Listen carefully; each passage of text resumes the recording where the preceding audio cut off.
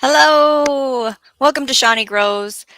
I'm so happy you're here with us live in the chat, or if you're watching the replay, go ahead and leave us a comment saying hello. Tonight, we are unboxing my Botanical Interest seeds for 2025. Now, this isn't the only seeds I'm going to have for 2025, most likely. I'm probably going to have another seed order from another place, so please let me know in the chat or in the comments below. Where do you order your seeds from? Maybe they have a free seed catalog that I'm going to need to grab. So please share. Let's see who's with us in the chat. I know that we had some people yesterday and the day before checking in because I actually scheduled the live ahead of time. So we had South Florida Sunshine, I know for sure, and GT Jr. And then tonight we have Storms, Radios, and Cats. And South Florida Sunshine made it here. Hello, Miss Sharon. Happy Saturday night. Gardening Warrior. Anytime that you can share with us is much appreciated, whether we're on mute or not. You can always catch the replay.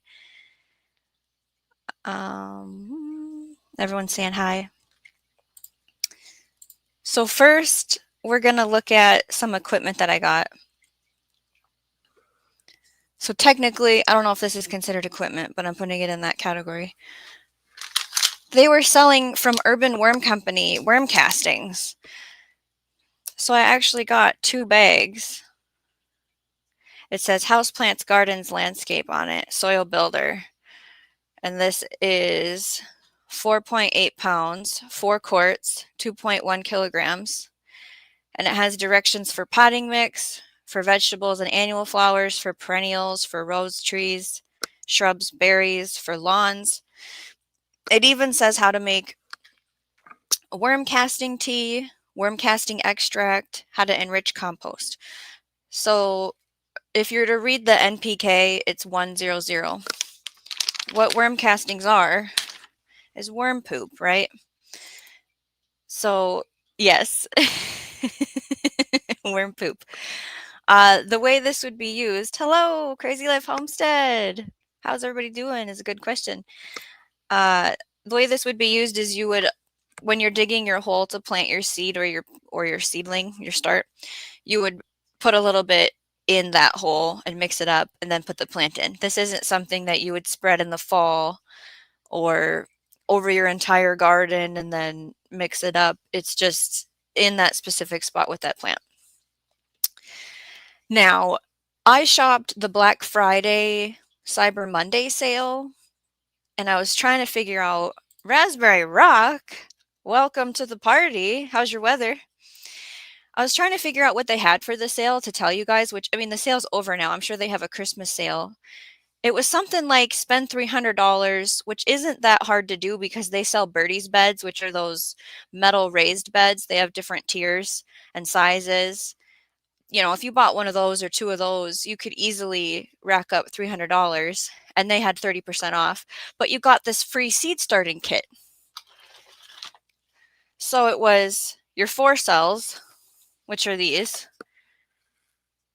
It was six of the deep 4 cells. So how do you use these? This would be like your pumpkins, cucumbers, squash, something that wants a deeper cell.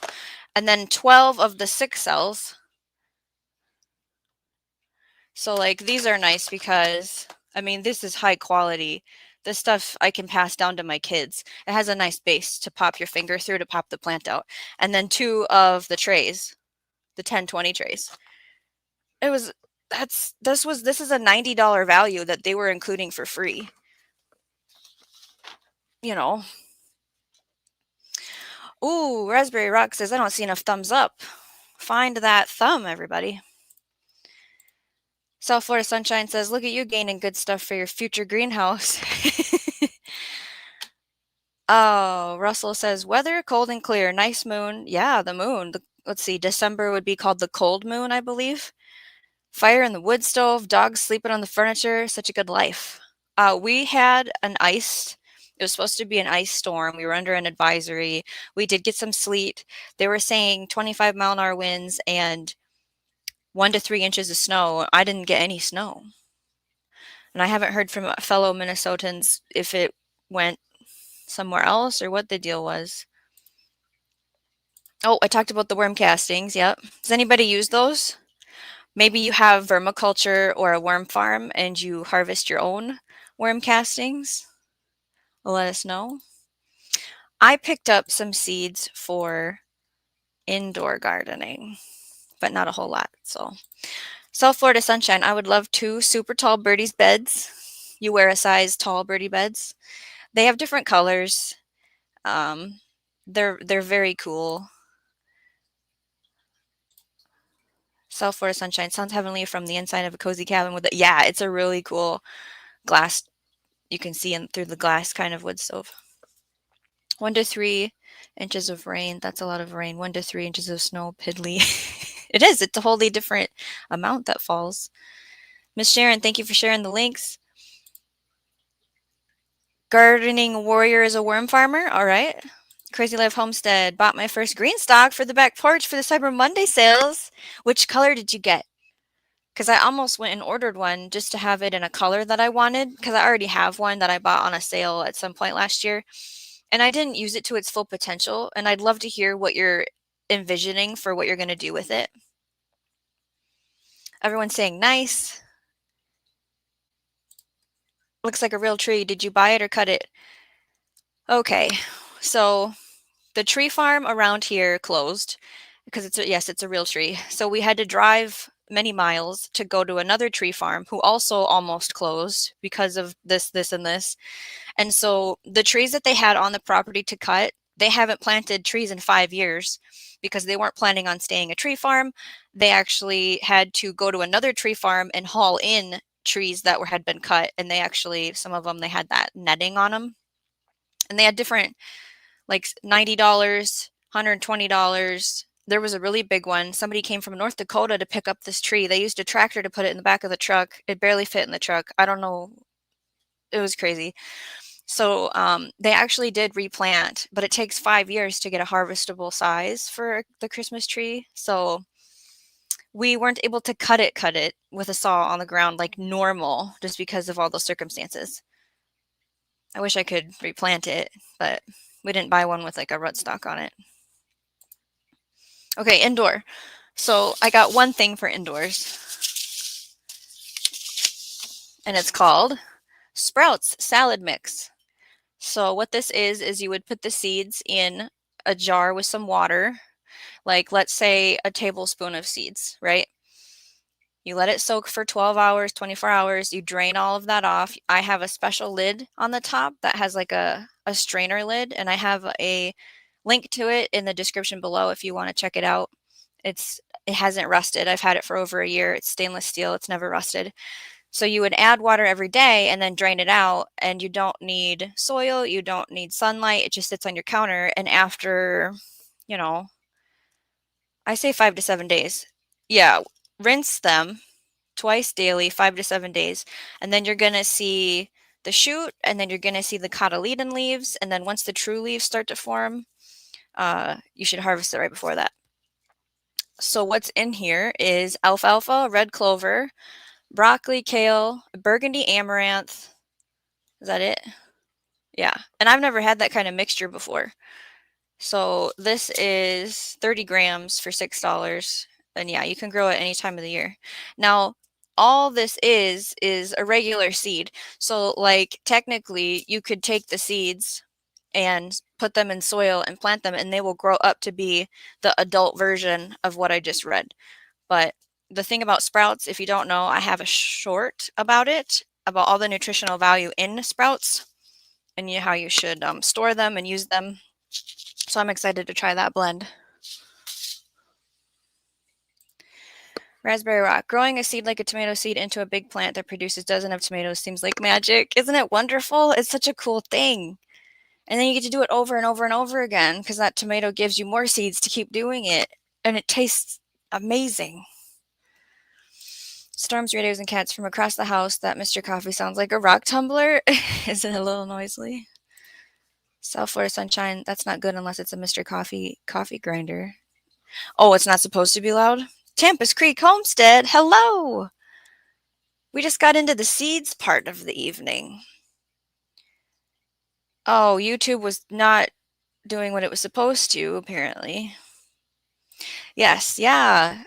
I currently have no sprouts started, so this will be probably what I start next. All right, so next we're going to talk about herbs. Tell us your best seed plant story. I don't know. When something grows successfully and I get to eat it and it's tasty, that's a story. I've never grown something that I thought was supposed to be something and it turned out to be another thing. That's never happened. I've never had like a wonky.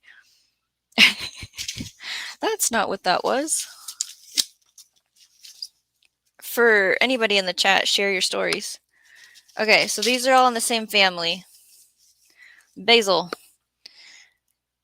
I have emerald, everleaf, towers. I was trying to read if it says how tall it gets.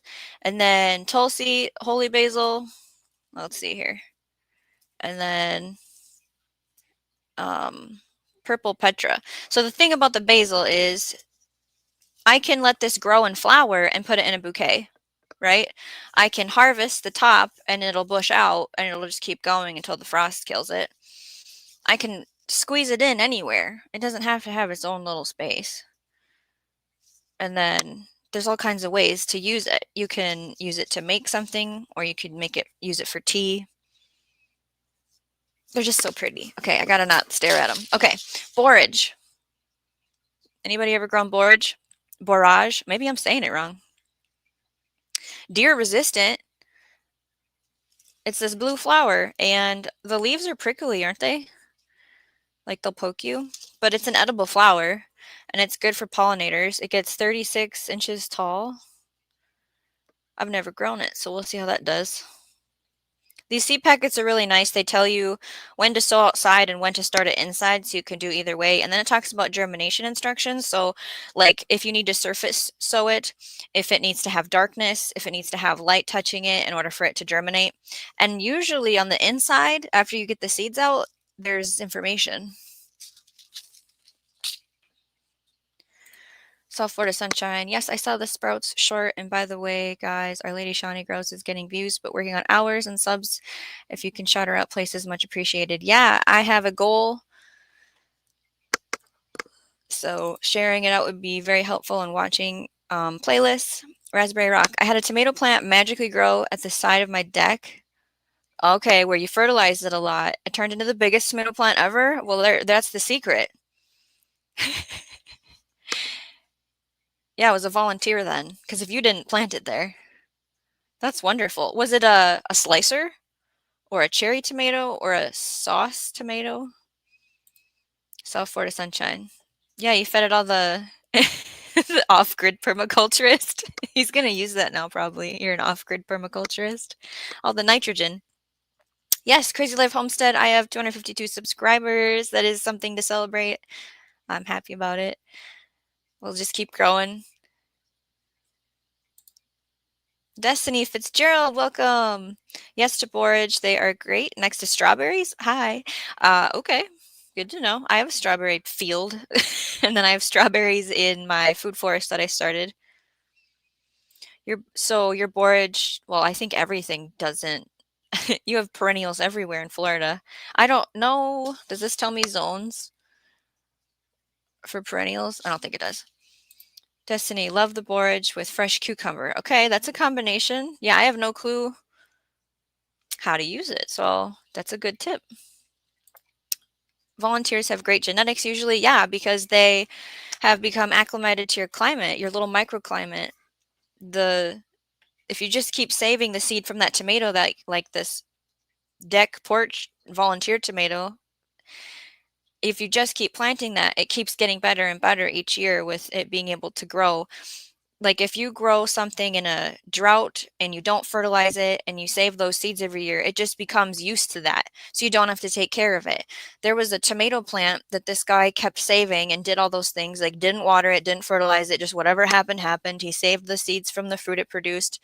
They did a test and now the roots are producing nitrogen fixers because the microorganisms and the tomato needed to communicate in some way to stay alive, and it just genetically developed nitrogen fixers on its roots. It's amazing. Silly Lily, I'm glad you made it. Good evening. How are you doing? Russell says it was probably a beefsteak. Okay, yeah, like the slicer. You don't know how a seed got there? Yeah, that, I hope you saved a seed from that tomato because that's like the way to do it. Didn't water it, didn't fertilize it. Do the dogs eat tomatoes? And like they were there? Because that's not what your compost pile is. You know, like that happens. Stuff comes out of compost piles. No way. Feed a seed. Storms will be right back. Yeah, that can't happen. That's not a thing. Russell says I eat a lot of tomatoes and no one knows how the stomach works. It's possible. No one knows how the stomach works. We're doing horse chores, Mo. How's your weather, silly Lily? Destiny, I firmly believe that plants and seeds figure out what the gardener needs. Sweeter tomatoes. I love the connection of the gardener and the garden. Those lilies were in the flower arrangements that helped me choose my reception venue 29 years ago. Stargazers are gorgeous. Oh, you're talking about her. Silly Lily's profile picture? Asiatic lily? Good, mild for this time of year. It's mild? I would like more snow if anyone's can send some. Okay, I've got two more herbs. Cilantro produces the coriander seed, and I've been told the trick to doing this is you just keep planting it. So I kind of have a large one, 10 grams for $5.99, but you can grow this as a microgreen. You're just supposed to just keep planting it every 2 weeks because it will bolt in the heat and it gets finicky. So you just keep planting it. So our plan is to just keep planting it. Chamomile. I would like to have a huge area of chamomile. I even bought the claw. Oh, I should put that in my links. The claw to like just and it puts the flowers in the canister. I think it's for blueberries, but you can use it for chamomile. So chamomile is a wonderful flower. The tea, you can make tea with it, either fresh or dried. I don't know what else to say about it other than it's magical and amazing and I love it. Russell, I love going out in the morning and hunting a couple of tomatoes for lunch. They're so juicy and taste so wonderful. I know. I love just garden treats in general. Like, oh, I'm hungry. Okay, well, I'm going to go pick this, this, and this. And then the rest can just stay. Or, oh, I need to create a meal. Just the other day, this week, I did white chicken chili. So I used beans that I grew and I used jalapenos that I grew. And then we made a roast with carrots, potatoes, gravy. And the carrots and potatoes were from the garden. It's just amazing. We're still talking about how the seed got there. If anyone knows. You planted early girl tomatoes because that was what was available at Value Mart, and I was eating tomatoes from the middle of August right through the end of October. Early girl is recommended for my area because we have such a short growing season. It usually is the first one to produce. For sure. Destiny, our great-grandparents and grandparents always kept seeds in their mouth so the potential plant could read their needs before. Oh, like they licked it. Yeah, there's like a connection with saliva and the seed. I've heard of this. It is interesting. Destiny says every family member that did the let the seeds read you would get different tasting crops. Well, everyone has their own taste buds too. It is a cool story.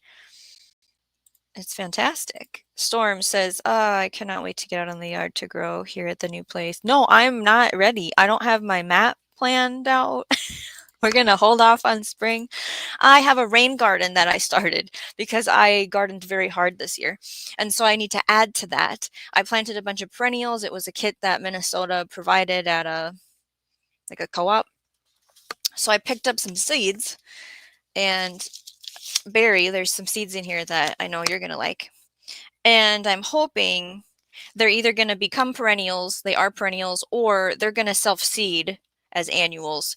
So they're just going to produce a seed head. It'll drop, the soil will keep it, and then it'll grow next year because I want the rain garden to kind of take care of itself.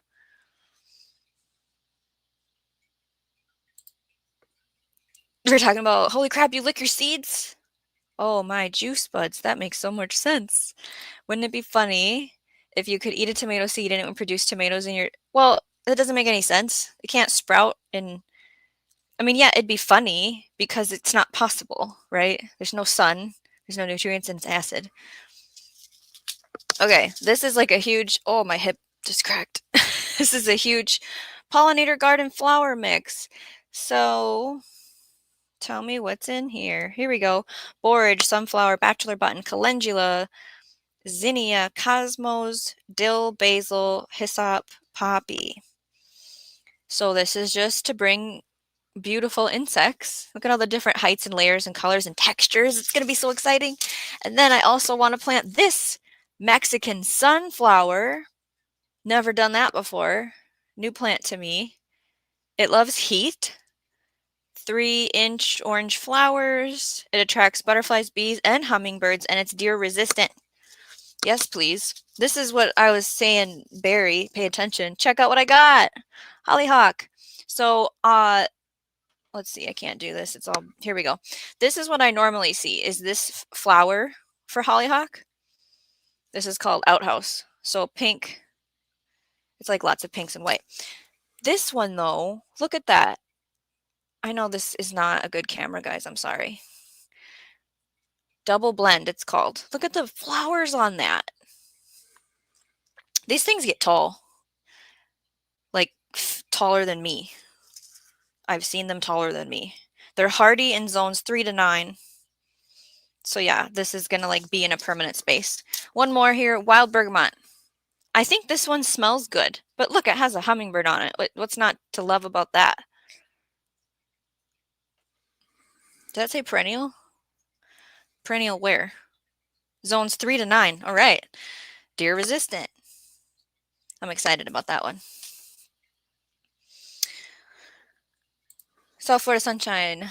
Irish ancestors. We're talking about... what? It'd be very magic. Yes, Russell. They're replying to each other. The watermelon thing, I totally flashed back to that when he said that. Because, duh, Shawnee, it can't happen. What are you thinking? I did. I was like, what? I was really... Well, am I still gullible? Probably.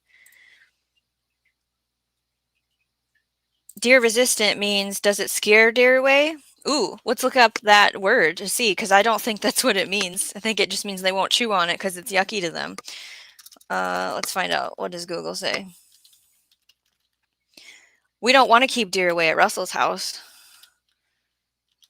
What does it mean on a seed packet?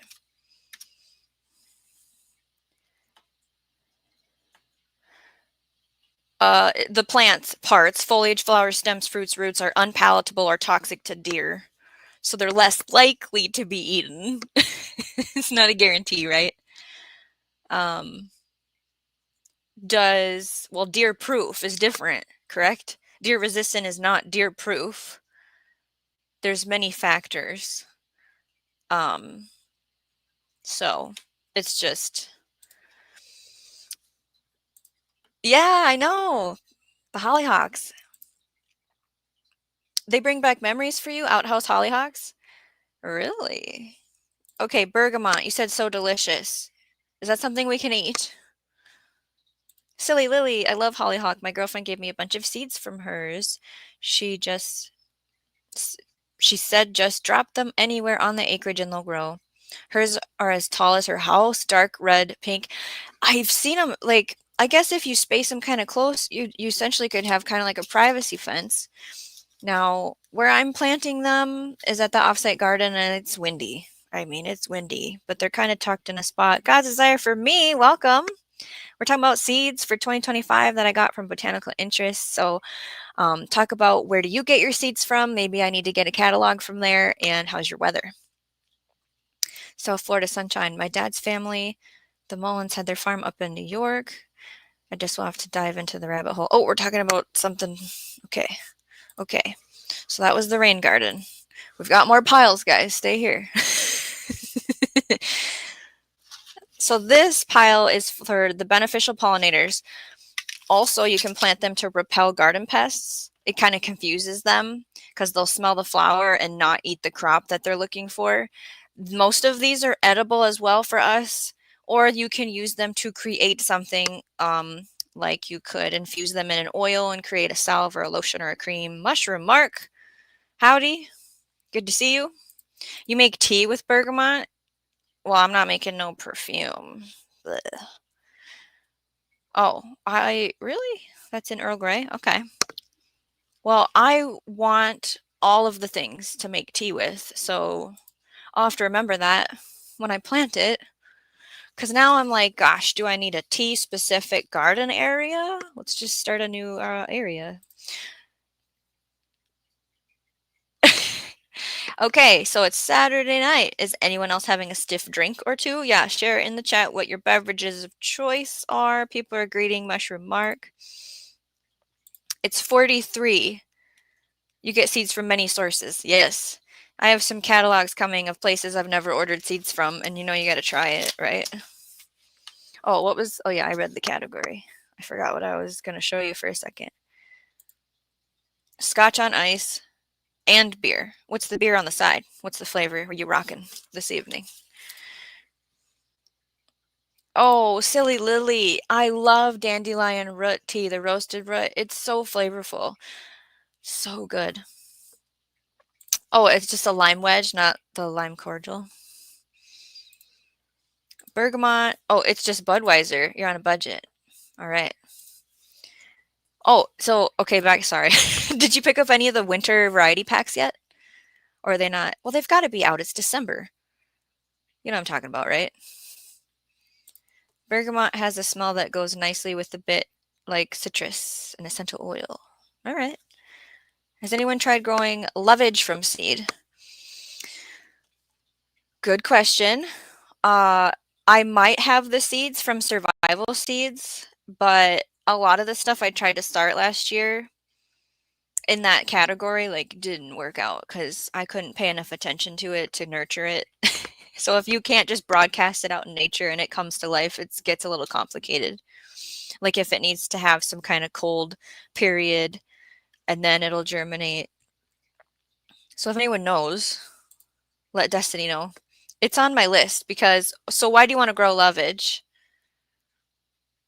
Is it to use it for something? Will it on your, what? Oh, you're not having anything tonight. Will it on ice is your choice, or Northeast for the beer. South Florida Sunshine. I knew someone who tried. Don't think it worked out for them, for the lovage. Bailey's in my coffee. However, too late for some now. I like Woodford Reserve. Jamaica, welcome in. Let us know, where do you order your seeds from? Maybe there's a catalog that I need to get. And how's your weather? Love Lovage's celery on steroids taste. Goes great in homemade soups. Okay. So for our little beneficial plants, what happens with these is I plant your normal crop, so cucumbers, tomatoes, peppers, and then I stick this stuff everywhere on the border, in between, around, depending on height. You know, you don't want to shade stuff out. So this is called anise hyssop. This smells wonderful. I grew it for the first time this year, and I would walk by it, and I'd go, what is that? It's this. Perennial for zones 4 to 8, which should be me. I'm 4B, but then they say it's 5A now because of the world. This is deer resistant, it says. It's loved by hummingbirds, bees, and butterflies with a minty anise licorice flavor. Okay, so you can make a tea with it or add it to salads. The lavender blue flower spikes are lovely in floral arrangements. See, I'm not sure I got it to cut from it for a flower bouquet, but knowing that that's possible is great, because that's one of the goals next year, is to grow all the things for bouquets that I want. Jamaica, it just moved. You ordered from Baker Creek and M.I. Gardner. All right. I do have the Baker Creek catalog, and I did order some stuff from Emery Gardner for 2024, but I haven't done any shopping yet for 2025. Yes, please make sure you give me a thumbs up or down. If they had it in between, I'd say hit that one too. Can you make a hyssop tea taste? Yeah, I don't know what it tastes like. I mean, so it tastes like Grishy, I'm assuming. South Florida Sunshine. I worked in an Italian market. I wonder how much it smells. Silly Lily, West Coast seeds, Vessi seeds, Mackenzie seeds. They're Canadian. There we go. West Coast seeds I've heard of, but the other two, no. Mo is back. Something is spooking the horses. I'm sorry. The Vessi seeds always sprout. Excellent company. Good to know. Good to know. Okay. Calendula. This is amazing. You can harvest it and it just keeps growing. You can take the petals and dry them. You can infuse them in oil. You can feed the flower to your chickens and they'll have a darker egg yolk. This is an annual, but it's so easy to seed save from. It's deer resistant. And it's kind of cold tolerant. It does die, but it lasts for much longer than some of the other flowers. A lot of flowers don't make it in the cold. They use anise a lot in their cookies and liquor. Storm says, hyssop. We have a wild plant here called jewelweed that attracts hummingbirds. However, there's none here, so I need to get a little bit to start here. Yeah, that would be great to move some down. Was it a nightmare? Crazy Life Homestead, Russell says. Mushroom Mark, do you order all your seeds or do you ever find them locally? Yeah, there is a option to do a co-op, but they have kind of not a good variety. Now I do get sucked into like the pretty pictures on seed packets where the co-op, it's just a clear bag with seeds. And you should always shop local. And you should always save your own seeds. Does anyone have a local seed supplier that they get certain things at? Or a nursery? Because I know Botanical Interests sells seeds in a lot of places. Like they have their own display in the seed place that I'm speaking of as well. But I did order from their website. Because then I really get to choose where those displays are a limited variety. Yes, growing calendula, I will always, like it's self-seeded here, I'm pretty sure, at the rental. So it will be here forever until someone just keeps mowing it. Yeah, I'm going to show marigolds next. Gear Gride 19's favorite flower. Mo says that was a good one, Russell. I'm not gonna laugh at it. Sorry. South Florida Sunshine. Yes, calendula. I found some of my calendula today in my lavender and my mason jars. What? In oil or just the dried matter? Wait, what? Did I miss Bob? There it is. I want to grow armadillos. Is that a song? I feel like you're singing that. What kind of new flowers are you going to grow in 2025? Bob 942. Destiny, what's my growing zone? So it's always been 4B, but it changed now. The USDA was like, well, things are warmer, so you're going to be called 5A now. Well, we still have winters that can be negative 40, so I feel like when you're shopping for perennials is what matters with zones. When you're shopping perennials, it's good to like zone down just to make sure.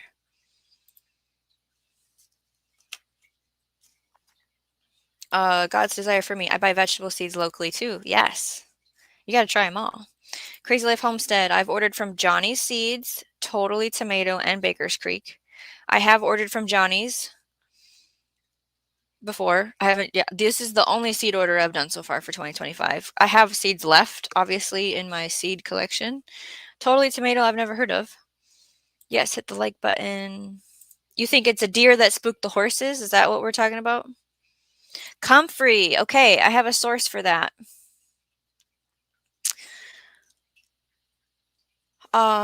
It's in my email. Maybe if I get a little bit of time, I could get that out. But yeah, I bought 6 comfrey, the roots, and had them mailed to me. I don't think they're available right now. You'd have to buy them in the spring. I don't think they're shipping right now, you know? But yeah, that's amazing. Okay, Silly Lily. French marigold companion plant to tomatoes repel disease and injurious insects while attracting pollinators. Root secretions kill harmful nematodes, and the plant is said to repel pests. Yes, 100%. So here I'll show. I've got a Cracker Jack blend. This one. So different African Cracker Jack blend is what I'm holding up. Different marigolds get. Oh, whoops! I clicked something. Um, Different marigolds get different heights. Some of them are dwarfy and they're just tall, where some of them are like feet tall. And then this is a French favorite blend, so a different design for the flower. Reading the back. Drought tolerant, deer and rabbit resistant. What does this one say? The flower petals are edible. They make a pretty garnish on rice, salads, or desserts. Deer and rabbit resistant as well for this one. So my kids like to paint with marigolds, like on their skin or on stuff, because it leaves like a yellow or orange residue, and yeah, it kind of keeps the mosquitoes away from you in a point, not like enough that it matters. It's just something to mess around with. South Florida Sunshine. I've ordered from Baker Creek and others just mentioned back before Roots and Refuge was huge channel. I can't remember any of the ones that she always talks about at the moment. Oh, nasturtium. So here we got the big pack of the Fiesta blend. So nasturtiums are really nice to plant with any of your pumpkins or squash. They cover the ground and they put off a smell that confuses the bugs that want to eat the squash plants. And the flower, well, the whole thing is edible if I remember correctly, the leaves and the flower. It's a peppery taste. So it's a perennial in zones 10 and warmer. But here's the thing, this thing puts out seeds and drops them. So I have stuff volunteer and I collect seeds. So here I got a single blend trailing. So this is going to have like way more of a vine on it and really crawl, or it would be like up in a raised bed and trail down and give you that extra like layer of the eye to look at. And look at this one, Purple Emperor. Bam, check out that color. I love growing in all the layers. So I want to put these, like I said, near those plants and probably in the food forest so they self-seed. So yes, nasturtiums were a great addition to our growing repertoire. South Florida Sunshine. Yes, I want comfrey too. Root cutting. The others were dried matter. Oh, the plants in the jar. Yeah. That's so fun to find. Wow. Yes, French marigolds and mustards are great to kill nematodes. Mustard. Yes, that's what I've heard. There's a gnat. Somebody planted a whole section of those. I think it was Jock in the garden. And to kill the nematodes. It has to be French marigold. I don't have French marigold this year. I bet you I have some of my seed. Oh, this one says French.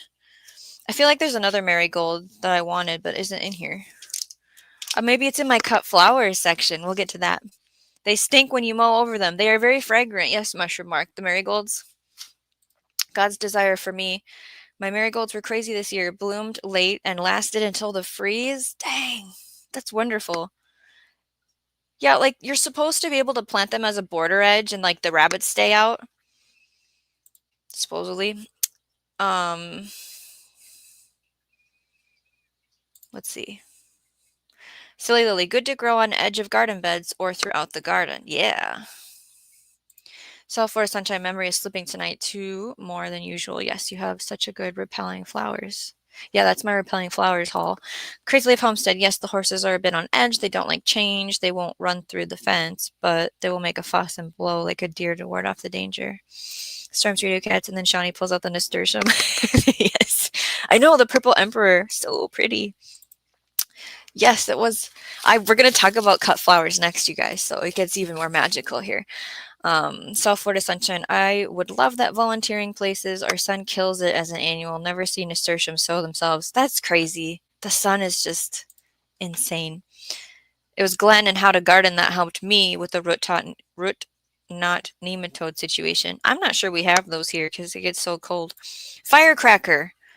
Is that the one I'm thinking of? Did I buy that one? It's a different looking. Yeah, I don't have that one right here. I've heard of firecracker. I think that's what I've grown before. So I probably have the seeds. Because marigolds are also really easy to seed save from.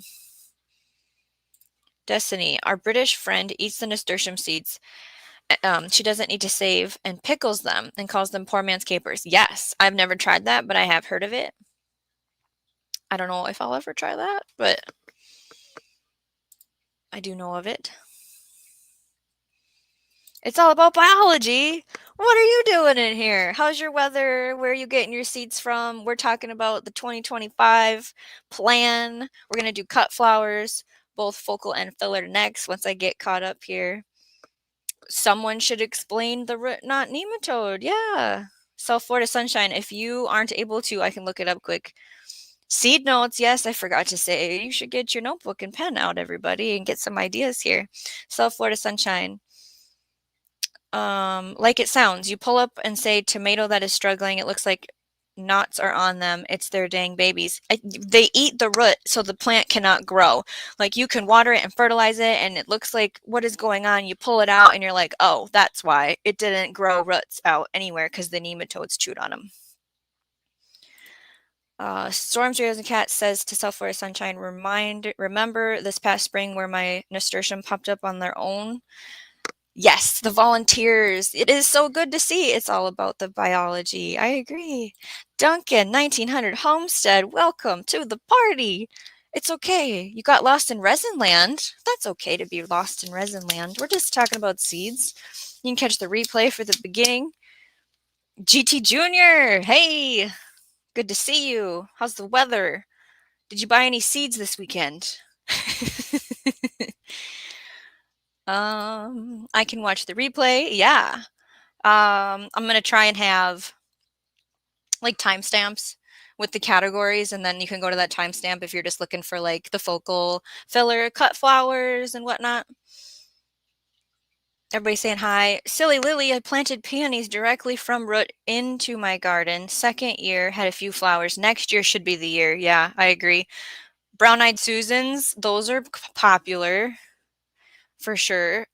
We do have peonies at the offsite garden, but I never cut from them. I just leave them on the plant to keep. I want it to look pretty outside, you know.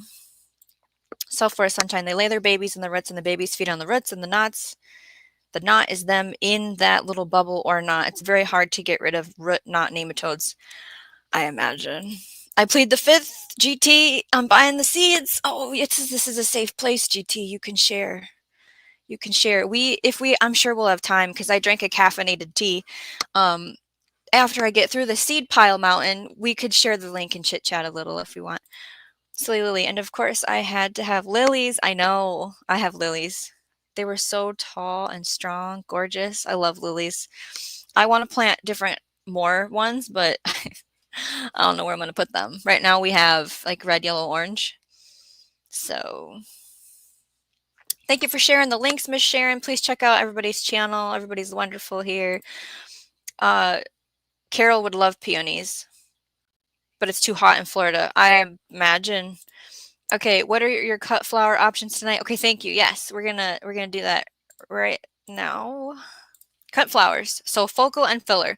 So some of these are going to be perennials, hopefully, because the trick to having successful flowers is ones that grow themselves, right? And then there is parts in this, I didn't separate it out, but I have the ability to talk about it in the description later, which ones I can actually dry and save to make bouquets from. So this is called amaranth. This is hot biscuit. Hot biscuits. So check out the spike. So when you're making a bouquet, you want to have different textures. Now there's amaranth that trails and droops, and then this is a spike amaranth. And this is something where if you let it go to seed, you can harvest the seeds. They're very itty bitty tiny seeds, and I have a bag of them. The way I've tried to use them is popping them like popcorn, and it's very tricky, and I need to get better at it. And then you can add them to salads and all kinds of things. This is called celosia. I think the other name for this is coxcomb. I got a chief red flame. So this is saying annual full sun. It's only a perennial in USDA zones 10 and warmer. Again, these seed packets have instructions on the back that say when to sow outside, when to start inside, what kind of special germination instructions. Like this one needs light. So you would like surface sow it and not cover it up because it has to have the light touch it. Check out this celosia. Look at the pink flamingo spikes on that one. Ah! It's so cool. Cut flowers, man. That's what we're doing next year hard is cut flowers. Dusty Miller. I have one of these in a pot in the house because I couldn't let it die. Okay, this has the word perennial on it. What are we talking here? Perennial in USDA zone 7 to 10. Well, I'm a 4B5A, so I gotta replant it every year. Deer resistant, it says. This is one of those that you would plant in a moonlight garden. It would look really cool reflecting off the moon. I'm just peeking over here. GT Jr., I've been researching some on things going on in your neck of the woods, Silly Lily. Celosia is for me then. Yay. Yeah. Because what zone are you? Are you 10? Moon Garden. Yes. Your Celosia did great. Well, and then, so I was told that this looks good for a long time. Like once you cut it off the plant. We'll see. I think it gets tall, but I'm not 100% sure. Delphinium. Pacific Giant Blend. I got, when you're thinking about cut flower bouquets, you kind of think about spring, summer, and fall are 3 different seasons for what type of bouquet you want. And different things are in bloom on different times, and you need to have different colors and textures. So that's like our thought process when we're shopping for these, right? So it says perennial in USDA zones 3 through 7, which is good. Deer resistant, but caution, all parts of this plant are toxic if ingested. So if you have animals or children that might questionably put things in their mouth, delphinium is probably not something you want to grow. And I've seen flower farmers put stickers on their bouquets when they have plants like this in them in case the cat gets at them to warn people, like maybe this bouquet isn't the one you should bring home. You should bring home the one that's okay to have. So South Florida Sunshine is 10B, 11A, Hades A, Hades B, yes. Destiny Fitzgerald, ooh, gotta get them delphiniums. They are so beautiful. Hopefully I can grow them because I want all the flowers. My tall lily are white and black liner. They'd be nice in a moon garden. Moon gardens, you don't have to have a separate garden, but it's like plants planted to look at outside under the moonlight, and everyone should try it, right? Delphs are bee friendly. Delphinium are difficult to grow. Oh, okay. They need extra attention. You can't have them to write the toxicity part. I check everything for rabbit and chicken safety. You have to. This one's wonderful, feverfew. Now, I'd have to look up this Latin if this is the one that can be used for tea, like for barometric pressure headaches. This, I think feverfew tea was on the list. This is a perennial in USDA zones 5 to 8 and deer resistant. So we're hoping to get a bunch of this. It's fun to add a little bit of white to a bouquet, but honestly, testing all white bouquets in places don't do very well. So it's just to add another like little focal flower, filler flower. Focal is the main, filler is the sides. Gomfrina, I'm pretty sure this is on the dried flower list, but like I said, I don't have that in front of me right now. Perennial in USDA zones 9 through 11, otherwise grown as an annual. Again, you want those different textures. We've got spikes, we've got balls, we've got larkspur, shades of blue. This is like a delicate looking. Should I say the word dainty or is that offensive to the flower? I'm not sure. Tall flowers make an excellent backdrop to gardens and bouquets. They grow in masses. They reseed readily.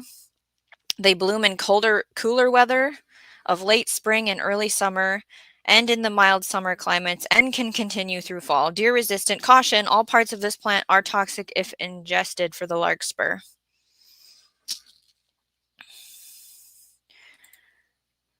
Yes, those would be gorgeous. I had a rabbit take out a lot of my Asiatic lily, but oh no, they ate the bulbs? That's a bad day. I'm going to actually grow a bunch of white flowers, different variety, against the house. Ooh, for the no way!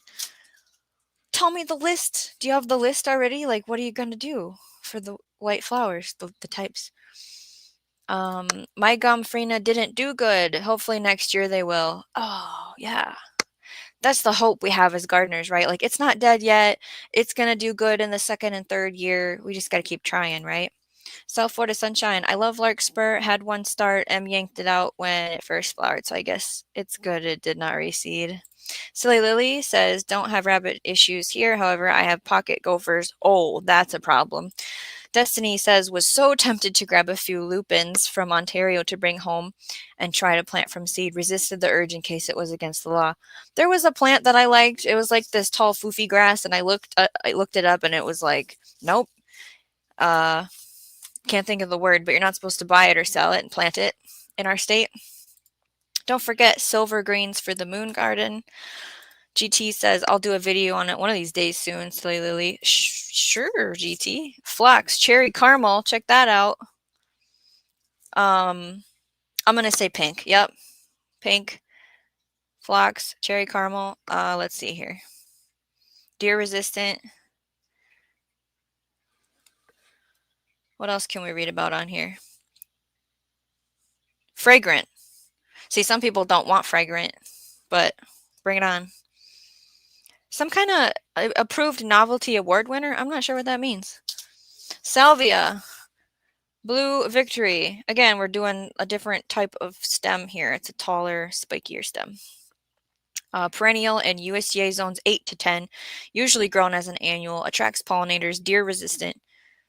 It has a wonderfully long bloom period, a height of only 20 inches. It makes an excellent cut. Oh, dried flower. This one says it can be a dried flower. Fantastic that it told me that. We did a live on South Florida Sunshine's channel about moon gardens. If you want to directly link that specific live in the chat, go ahead. Whoa, never seen phlox, says Barry.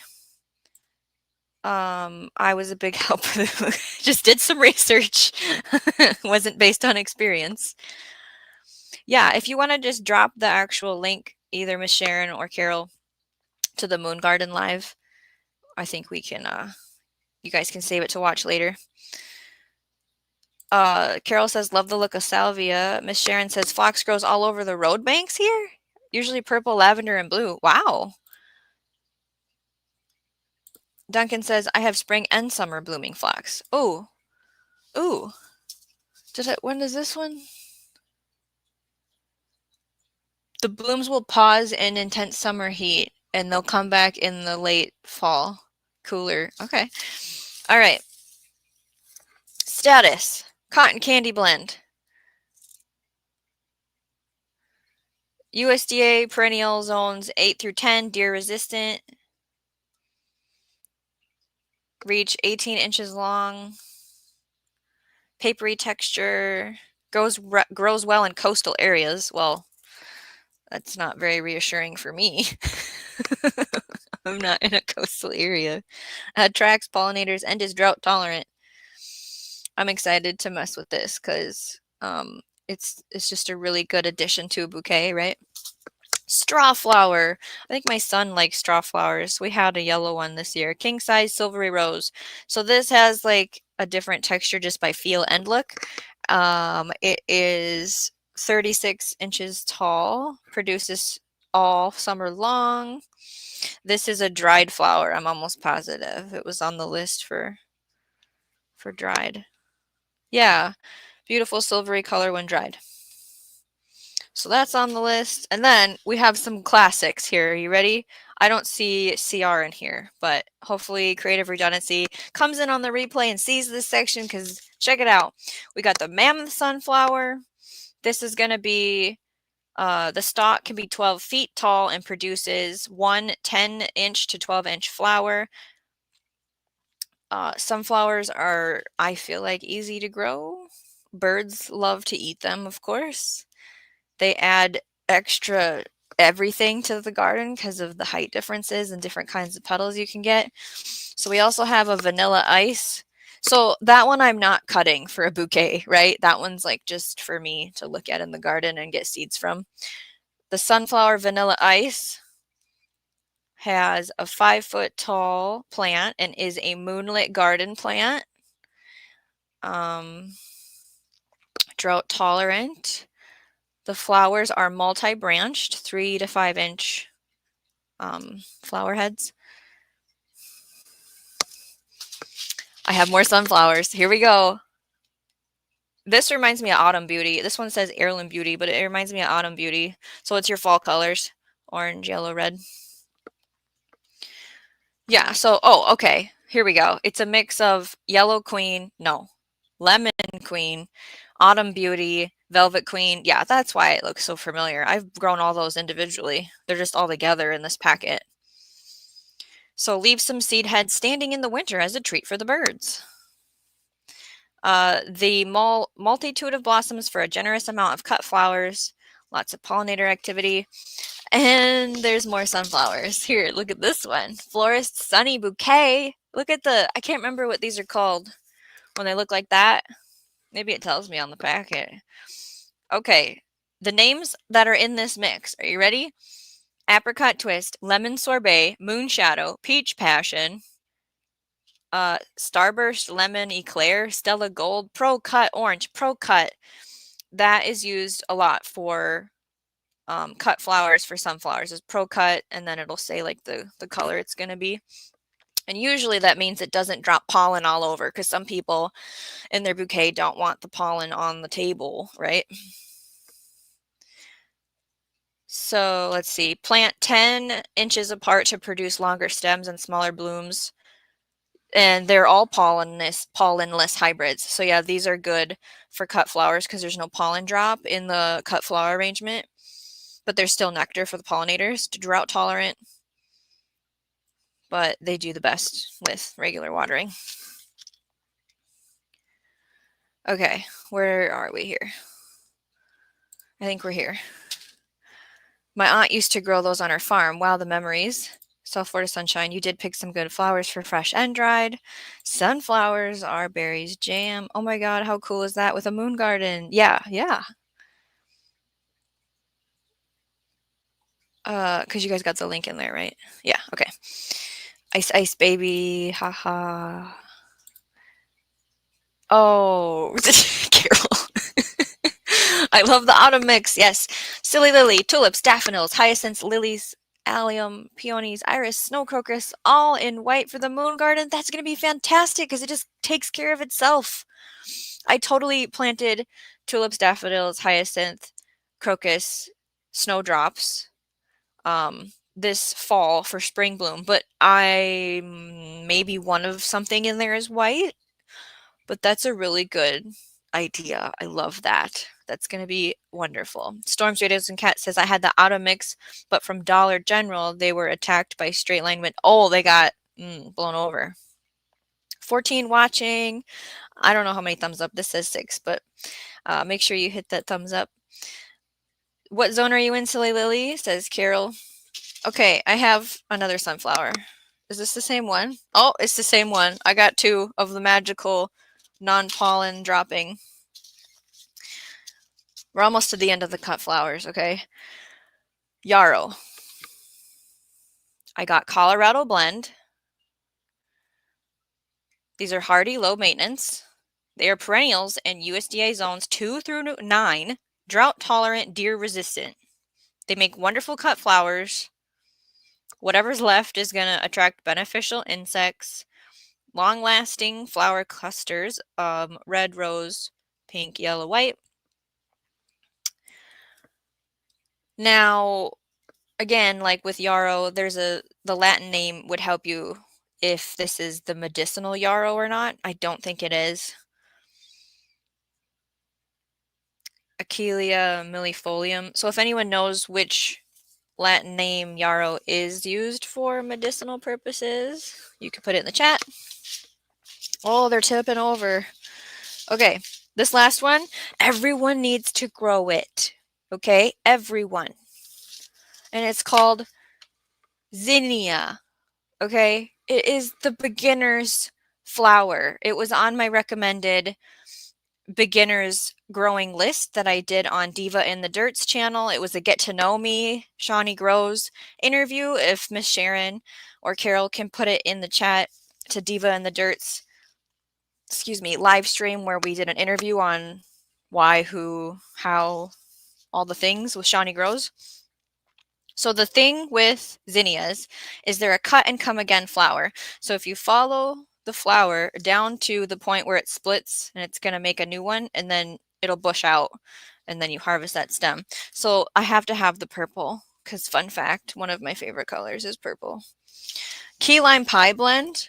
I wanted to incorporate more green and white, so I got zinnias. They are deer resistant, it says.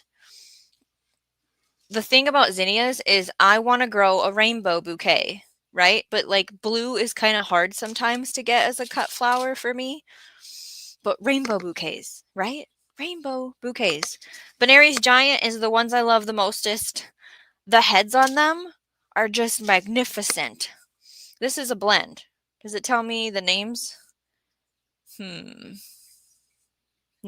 I'm not seeing it in here.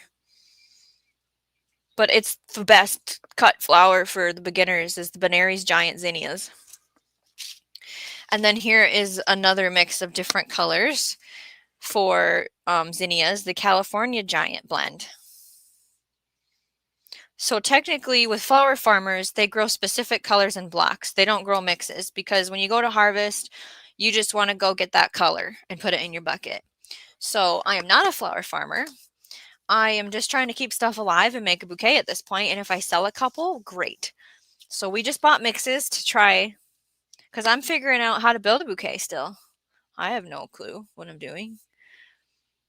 Okay, Silly Lily says zone 3, zone 4 by the house microclimate. Storm says, and another flower I need to try again is the pink roses at the old place.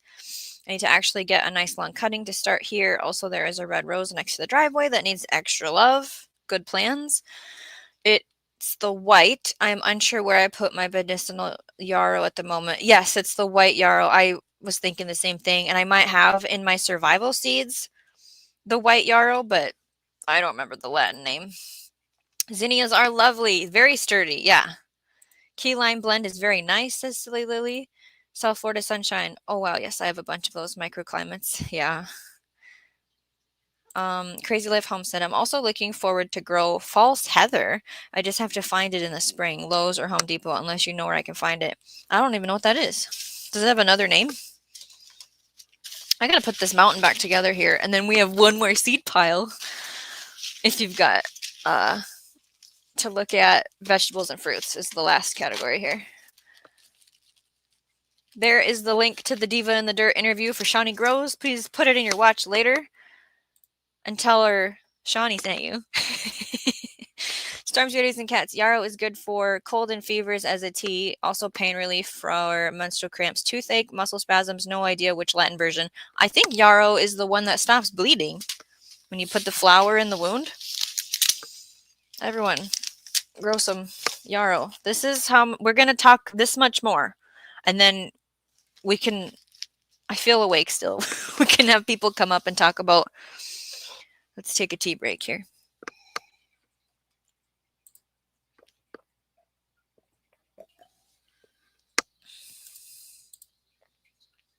I always have to clean my glasses before I sit down in front of the computer. Like, I didn't notice all day that my glasses were filthy until I sat in front of this. I'm like, well, every time I sit at the computer, I am going to clean my glasses. Cuphea hycepifolia, common names, elfin, herb, false heather, Hawaiian, heather, Mexican, heather. Okay, what was the first thing you called it? Because now I'm going to have to look this up. False heather. Do we have time to Google a flower? Of course we do. False heather. Is it a perennial? What are you going to do with it? Is it just to look at? Does it have a purpose? Oh, it's little tiny flowers on the plant, like a bush? Herb? Do you cook with it? Let's see here. Evergreen shrub native to Mexico, Guatemala, and Honduras. Well, that means that it's not going to survive any cold. Cuphea? Is that the actual name? Cuphea? Trying to figure out the zones. They're mostly annuals. Well, you could bring it inside. Keep it in the pot and bring it inside. Okay, I'm gonna find a good picture here. And then currently unavailable. What? I can share it with the class here. Mexican heather, I think, was one of the names. Show me the plant. Guys, what is this complicated? That's not a picture that I want. Okay, so the yarrow, Achillea millefolium, has many medicinal uses. Yes. Okay, storms, rays, and cats. Don't worry about how much seeds you have left to talk about. This is a fun conversation and educational too. Radio Jonesy! We are talking about seeds for 2025. You are growing right now. So let's talk about that. How's your weather? What are you growing? Do you buy seeds locally or from other places and have them shipped in? How do you get your seeds? Do you only grow perennials? I have so many questions for you. Okay, Crazy Leaf Homestead. It goes dormant during winter, but they attract bees like crazy. Okay, we like that. We want to attract the bees. Okay, we're going to open it now. Is everybody ready? Oop, I didn't change the topic. We're on vegetables and fruits now, everybody. And it might be in alphabetical order. So, check out these beets. Gourmet blend. You can eat the root and the leaf. And the trick to growing some of these vegetables and fruits is you just keep planting them. You just keep every 2 weeks, put a little in here, put a little in there. These are a food that you can, ooh, the word left me, where you have like 3 in the same spot, and then you just harvest the biggest one first. I want to say multi-sow, but that I feel like there's a different word for this. Someone help me. Where you put them in clusters. I can't remember. Cabbage for my egg roll addiction. This is called Copenhagen Market. So usually we have to plant something quick in the spring that's producing, and then you can plant this out in the summer, which feels weird. But then you'll have cabbage in the fall, like the bigger storage heads. And this is frost tolerant. So you don't need to take it out of the ground if the frost is coming 32 degrees Fahrenheit. It can stay in the ground and it'll become sweeter because the sugars become concentrated.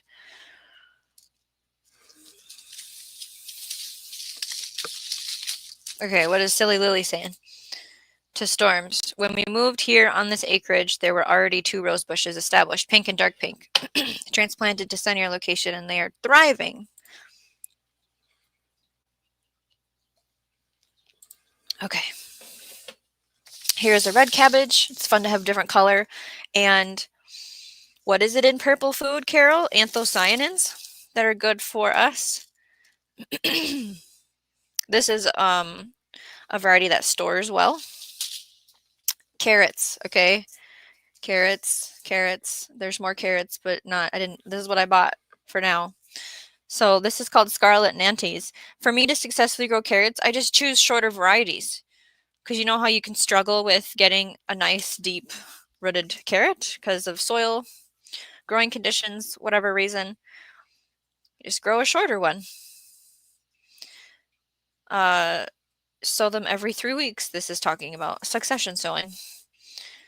Sheen Kuroda is this one. Now, you also have to think about what is the purpose of the carrot. Are you growing it to juice it? Are you wanting to ferment it in kimchi? Is it to eat fresh? Is it to put in soups and stews? Is it to can or freeze? Sometimes that determines which variety of carrot has which job.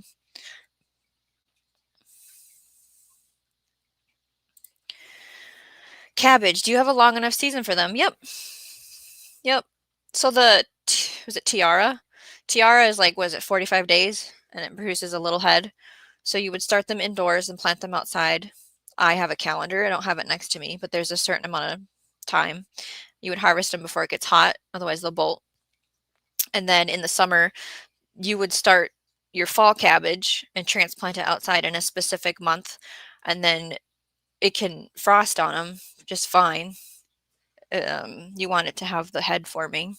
So yeah, I can grow 2 plantings of cabbage if you do it right. Storms raise the cats. Yeah, carrots. Don't get me started on what the landlord did to mine. Grr. Food farmers. Permaculture. Good evening. Great live stream. Shawnee Grows. Awesome to see so many types of plants. Good night, Earthlings. Rest well. Howie. Catch the replay. Share it out. I'm going to keep talking about seeds. We're only on C. Letter C of the alphabet. Silly Lily. Storms raise the cats. Previous owner planted them in the northeast side of the house. I decided they needed more sun. Otherwise, I wouldn't have transplanted them. You got to listen to the plant. What it needs. It'll tell you. Yes, have a good night, Howie, if you're still here. Okay, celery. So I have to start celery in the house in February in order to get beautiful celery, which is very thirsty. It needs lots of water. It's very nutritious. If you've never grown celery, I wouldn't start it from seed. I would go to the nursery and buy the starts. But it's so good. You should really try it. This is called Utah Tall, I think, or just Utah, it says. So yeah, because it takes like 120 days, I only have 150 days. So that's why we started indoors very early. I feel like I have something in my throat again.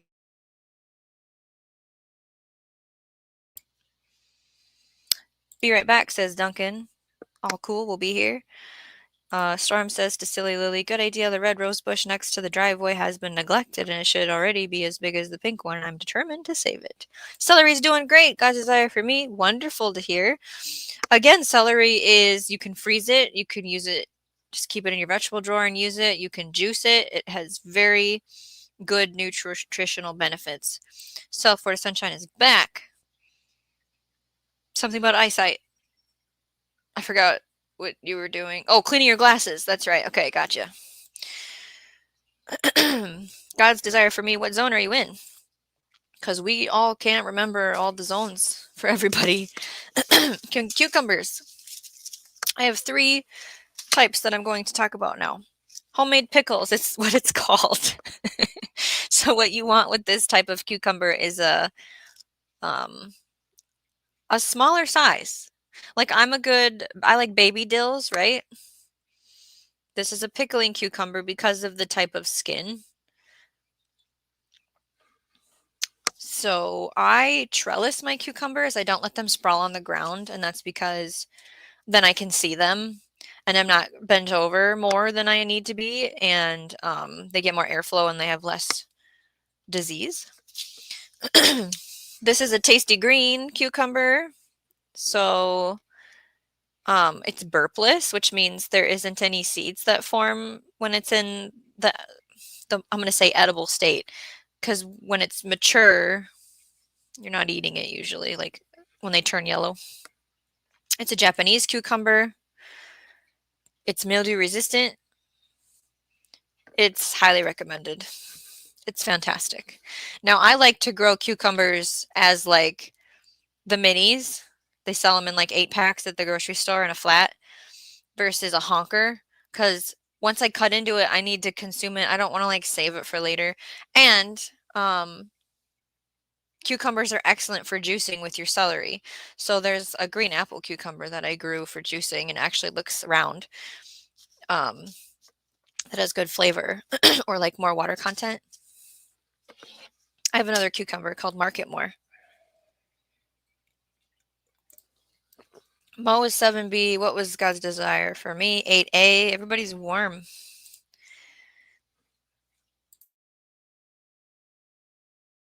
Storms, radios, and cats. My kitten Tiger must be interested in seeds and gardens. He's been watching Shawnee for 10 minutes now. Well, hello, Tiger.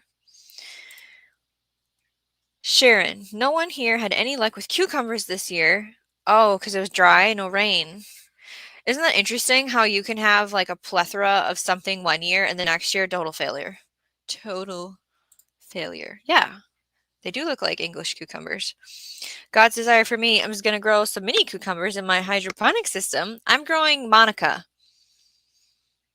Do you know what type of mini cucumbers you're growing, God's desire for me? I have Monica, but I planted 3 seeds and only one made me a plant. I'm using soil though, not hydroponics. Destiny. Honker cucumber is a great name for a seed. 8B is Miss Sharon.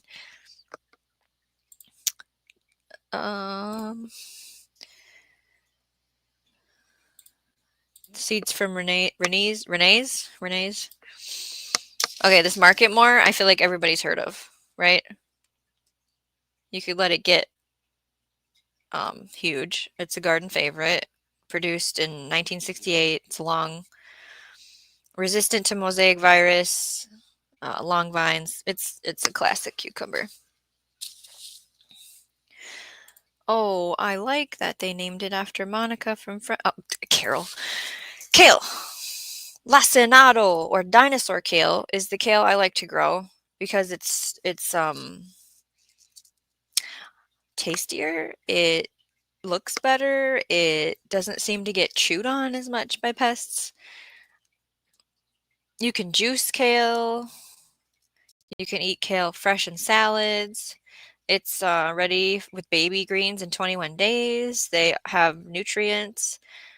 You can try kale pasta and Tuscan kale pesto, which are recipes inside the seed packet. So if you didn't know, Botanical Interests, when you empty it and take the seeds out, you can open it up and it'll give you what I just said. There's recipes in this one.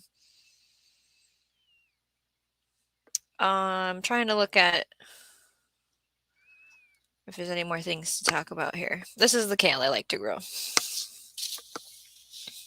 And it survives a frost. Yeah, frost tolerant.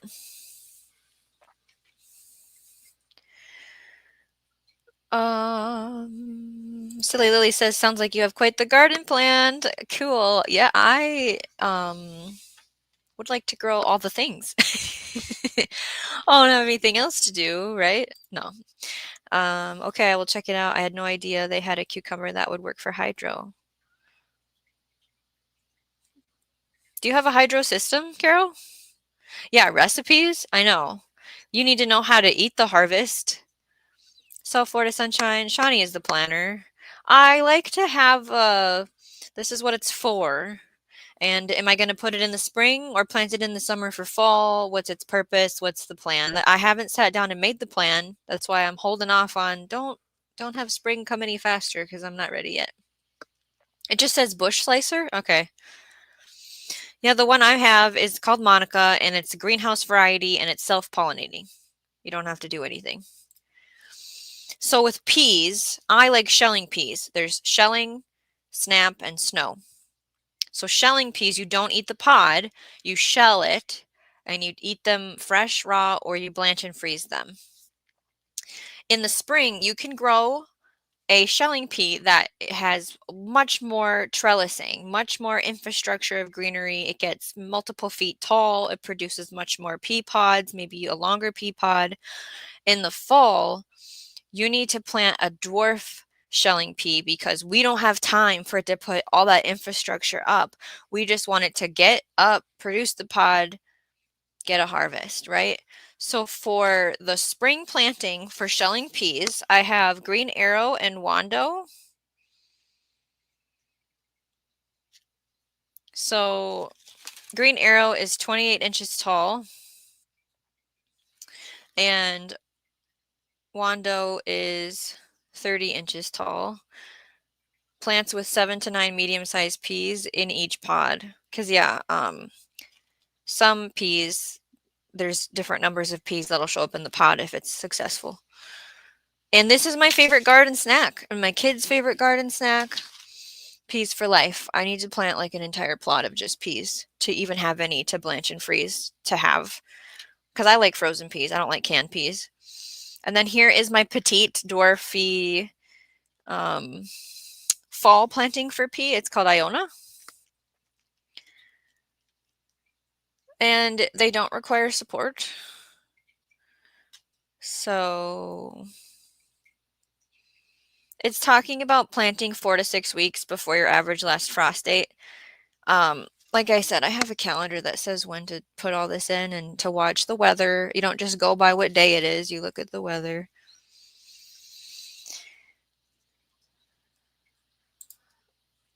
I just never knew about container cukes. No, I have everything for crack key to set that up, but nowhere to put it. Okay, cracky. We're going to talk about indoor growing next week on a live stream whenever I can fit that in. I haven't figured that out yet, but I've been prepping the material. And we're going to talk about beginner indoor growing and like let's blow the budget and just go all out, right? Duncan is back. Silly Lily, peas never make it out of the garden. Yes, I eat them right off the vine. Yeah, like an animal. I love them so much. Like there's no making breakfast when the peas are in harvest. We're just going outside and eating some peas. South Florida sunshine. I would love if my brain could do that naturally. Such a huge effect to be a planner. Plants don't always work. Storms is a 7A. Best garden snack. You need a snack when you're in the garden. Yes. I'm just going to go through a bunch of yeah, broadcasting is what we call that. Okay, let's talk about this. So I have pumpkins that I'm growing that are saved seed from my family, passed down. But look at these. Look how cute these are. Look at these little white pumpkin babies. Come on. Petite. 4-inch pumpkins.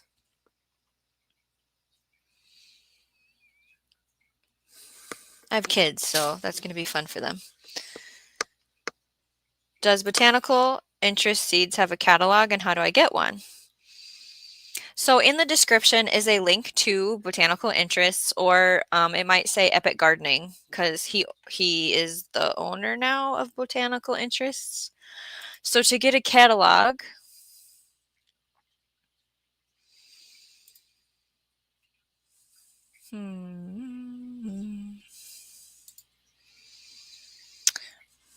what if I type in the word catalog? Will it tell me how to get one?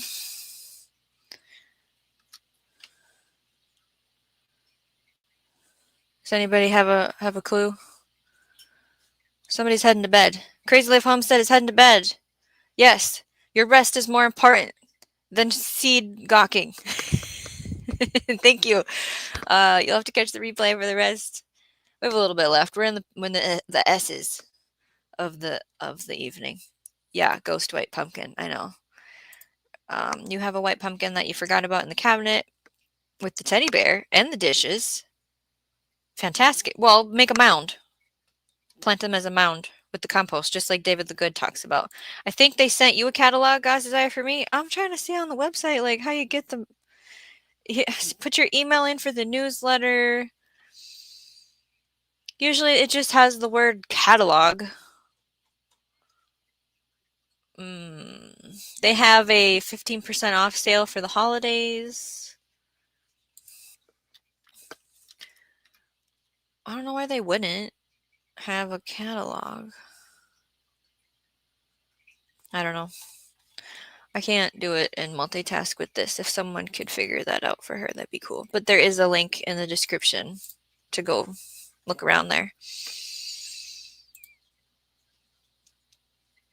Request a catalog. That's what I was trying to find. Yeah, you like put your name and address in and then usually it's free. That is the link for request a catalog. Thank you so much, Carol. Because I can't do it when I'm running this apparently.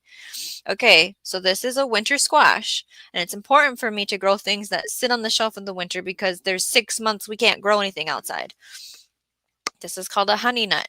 It makes a little baby butternut, like a 5-inch butternut instead of a massive honker because no one else likes it.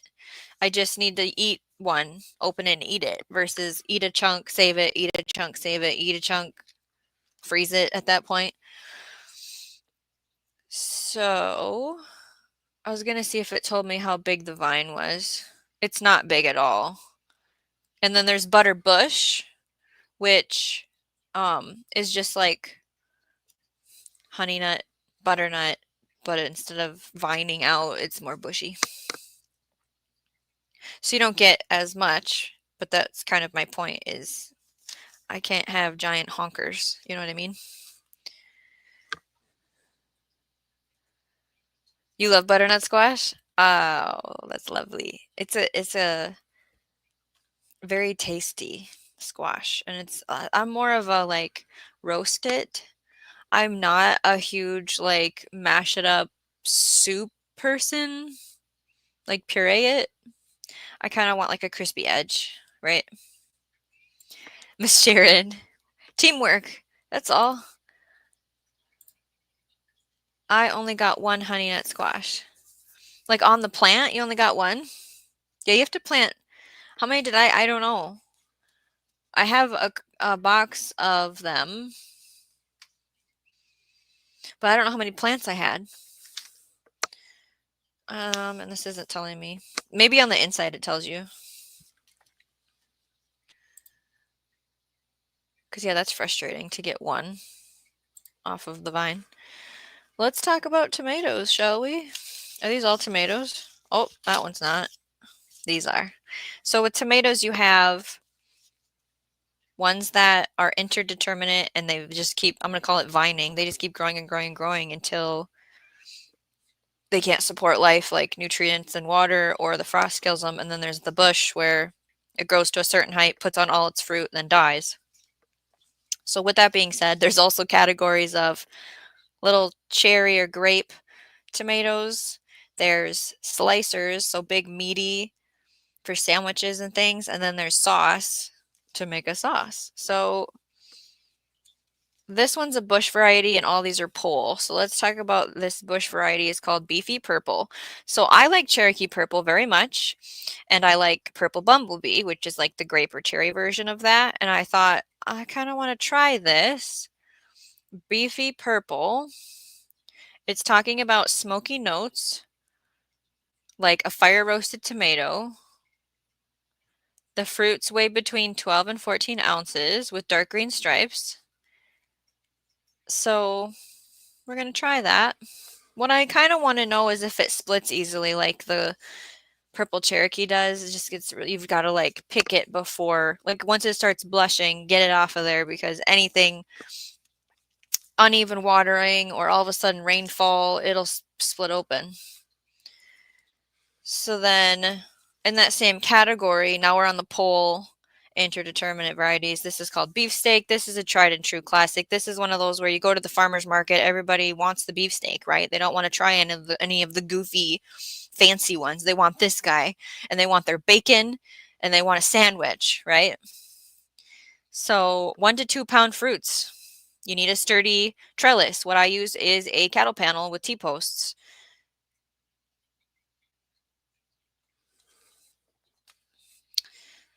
These are the same ones.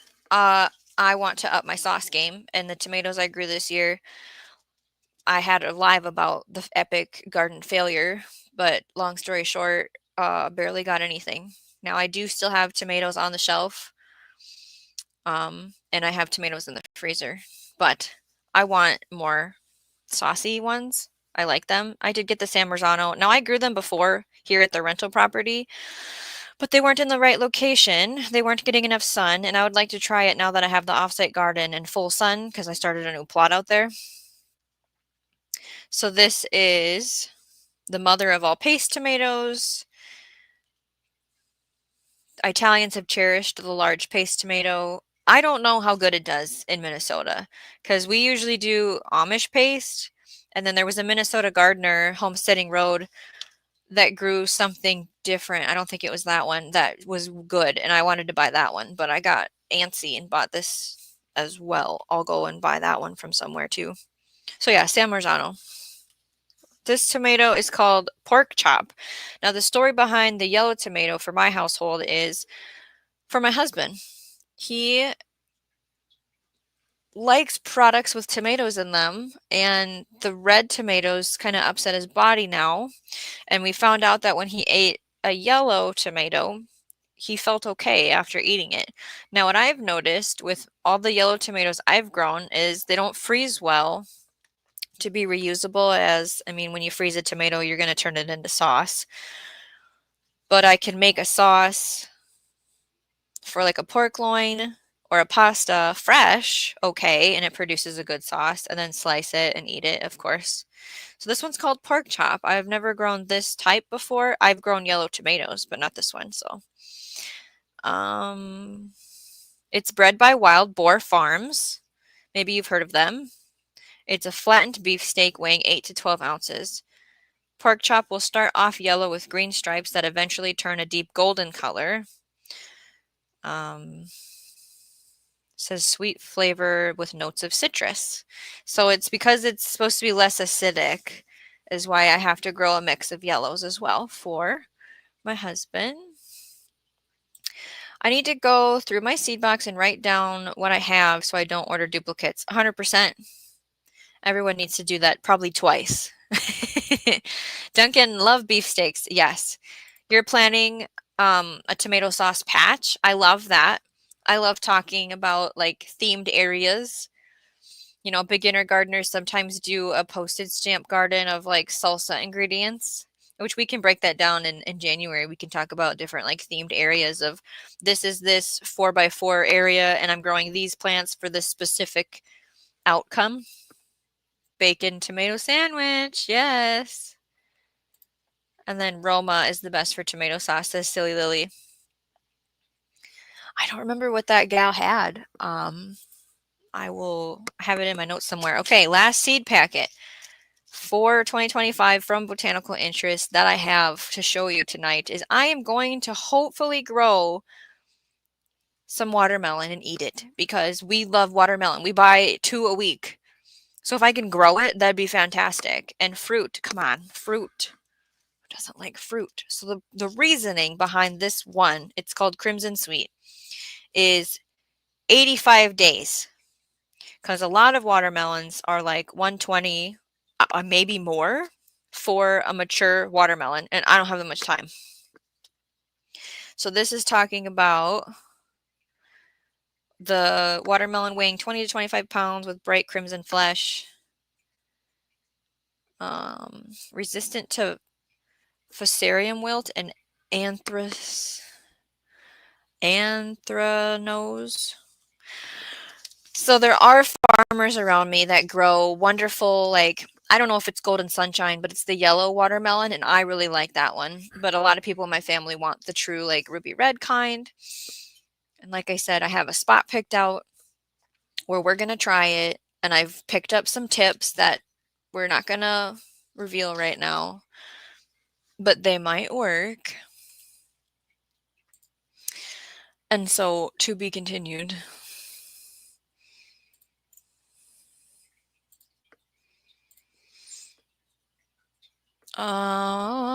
Watermelon. Yes. Now, I'm not entering any kind of competition, okay? Because I'm not sure I can even do this, but please let me have some watermelons. I also have like Minnesota Midget and Kajari for your cantaloupe honeydew melons because you got to have a mix. Those are like personal size, but I really need some other, I need more fruit for my family. Now, that's not a perennial. I would love more perennial fruit, of course, but watermelon, guys. You can juice it and get so many nutrients. Like if you're feeling dehydrated or you want a nice garden like treat to stay hydrated other than water, you juice a watermelon, or you have watermelon and mint in your water to infuse the water. Like there's so many things to use watermelon for. Romas are also good to grill or roast. Very good on pizza. I thought I saw someone said they planted a pizza garden, but I just got excited and saw the word pizza.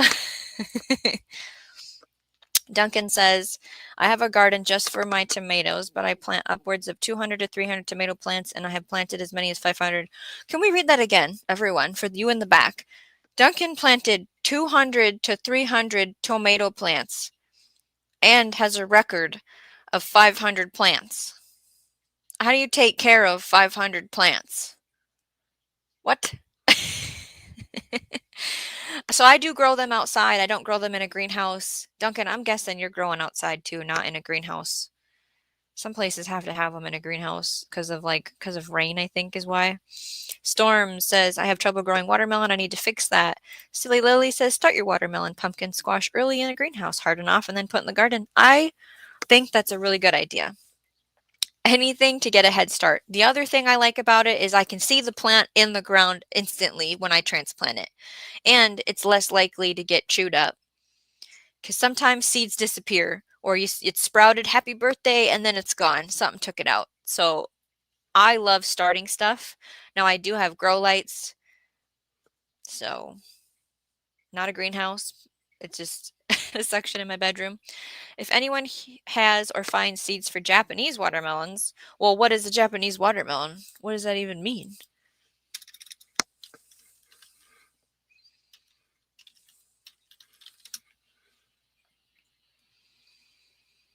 I'm getting pictures of a square watermelon. I'm not sure that's what you meant. So, is that what you meant? A square watermelon? Are you gonna have to order them from Japan?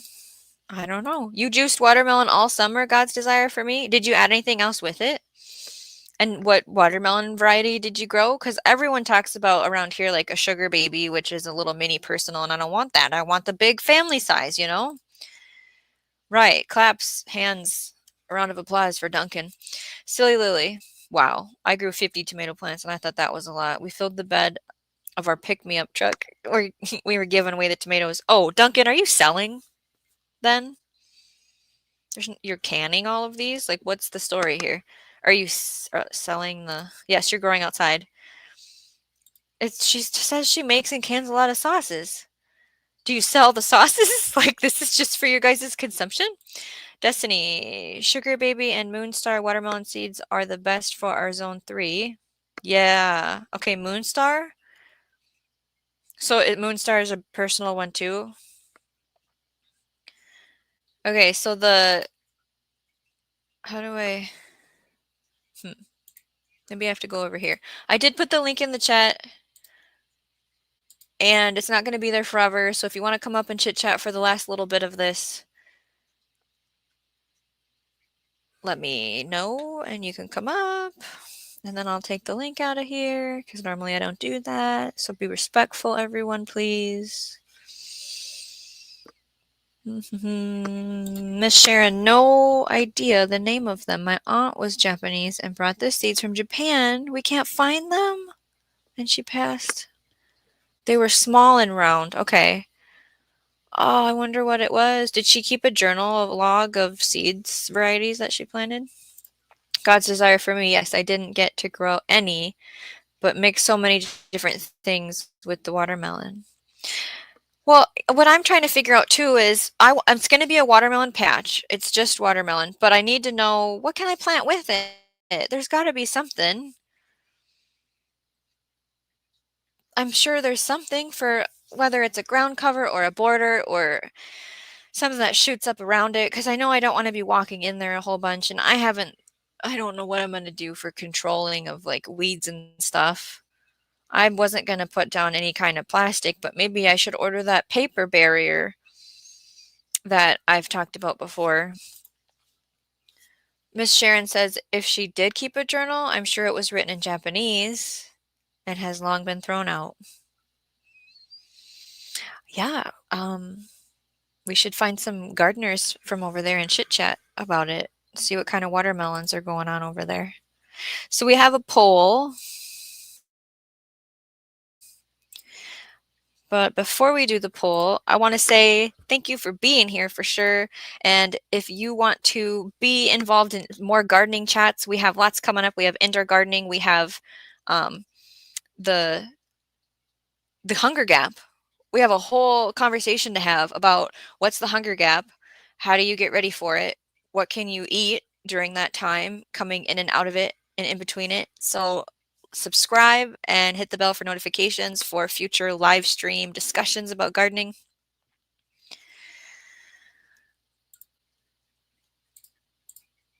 It's going really slowly. Hold on a second. Here we go. So the poll, what seeds are you most excited to see unboxed for 2025? We have flower seeds, veggie seeds, herb seeds, fruit seeds. I'm going to end the poll and see who won.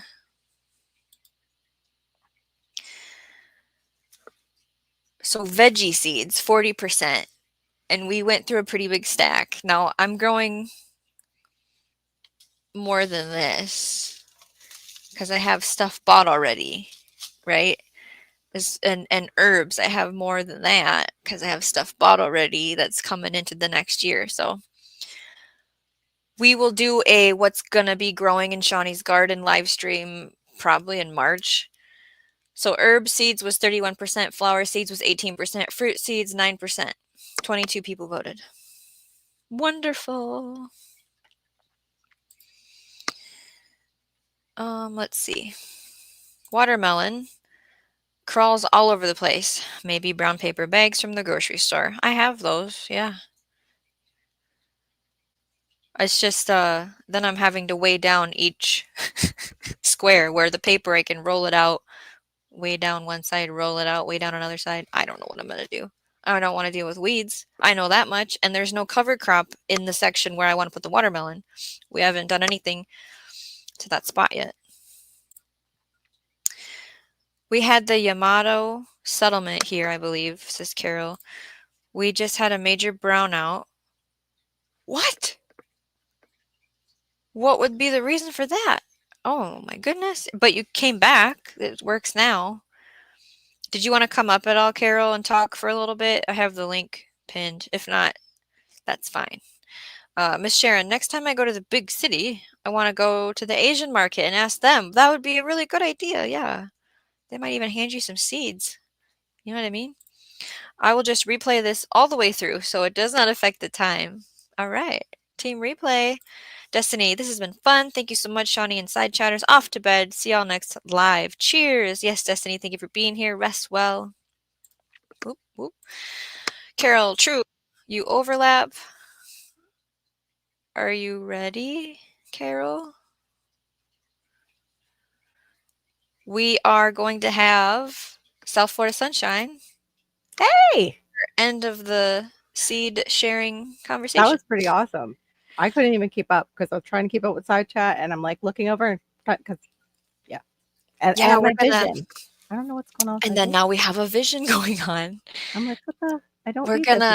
I'm gonna take the time to, like I said, put times. Oh, GT Junior, it's like are you ready? Doing this again? Yeah, I'm ready. We're talking about Alaska now. I saw you in Garden Like a Viking today, and everyone was like, "Ooh, Alaska! What do you got going on? You're so popular." Does he have gray on? Do you have gray on? Oh, I have gray on. Oh, we all have gray on. And Carol, guess what else? What? You know how you went to Shawnee's thing yesterday? Yes, yeah. I said that. I did the same thing. I was like, you gotta be joking. Did we both read it wrong? Yeah. I was like, no, she must have changed it. No, she did. She messaged me like, you changed it. I go, no, I didn't. I just put it out like 2 days in advance, which isn't normal. On the comments, I was up under Carol. Yeah. Because I got done with Carol's live, and I went over there, and I was like, GT was in here waiting for the live to start. Yep. I'm glad I messaged her. That's so funny. I said that you and I sometimes share brain cells. Like, we must be related. Yes. Yeah. Make sure. What was that? They aren't strange things flying about. Yeah, right. I ain't going outside to find out. They don't know what they are. I'm not putting myself underneath it. Nope. What I figured out with the Japanese watermelon is I bought these seeds about 8 years ago. Supposedly they're Japanese watermelons. They're small. They came in this little glass container. Oh. I have about 7 seeds left, so I'm going to grow them. But Baker Creek has something that's very, very similar. They have 2 different kinds that are very, very similar. I cannot remember the name off the top of my head, but yeah. The Yamato settlement down here was a Japanese farming community. We have, it's called the Murakami Museum in Delray Beach, Florida. So that might be something, Miss Sharon, to maybe call and see if they might have anything from, like, or have any way to get seeds. This is a Yamato is what you guys are talking about? Oh, yeah, Yamato. Mm-hmm. Yep, Yamato cream. That's the Yamato cream, yeah. Do you want me to, that's the one we want to look for is Yamato cream? Possibly. Look at that one. Okay. Yeah. But there's one that starts with a Z or T. Let me go get my book. They have a, yeah, where's the book? They have a Japanese tiger. Yeah, because they brought down regular. But that says melon. They brought over regular, like what we grow today, too. This is the tiger. Oh, okay. Yeah. Oh, there. Is that it, Miss Sharon? Like light green on the inside? Is that what you mean? That's so wild. They look kind of like honeydew the way they have them balled up over there. Correct. I'm wondering if that is what we're going for. Yeah, I wonder what the flavor profile is like. Because I'm not great with growing anything that vines around unless I can get the vines to go up. So I have to get more infrastructure for that because of the snakes here. I don't want to make a home for snakes. And we already have possum that's living in my one Possum. area where we have sweet potatoes. No. Yeah, well, now it's not sweet potatoes. Now it's the scoriolata. The yams took over. Oh, okay. She said they were very sweet, almost like a sugar baby. Notes of Asian pear and creamy finish was that silver Yamato. I typed in that cream, Yamato cream, and it took me to like Owl Creek Nursery, but then it had Baker Creek as a watermark on the picture and it said sold out. So I'm wondering if they changed it to the silver Yamato, but he's got the master book. So if he finds it, we'll get this sorted out. Oh, I love the master book. I don't get them because they're just, I can't. I just can't right now. I need a job. I need this to work out so I can buy seeds. Yamata cream and Yamata silver are different. Okay. Yes. He's going to teach So, us. I have the big book that I'm going to bring out.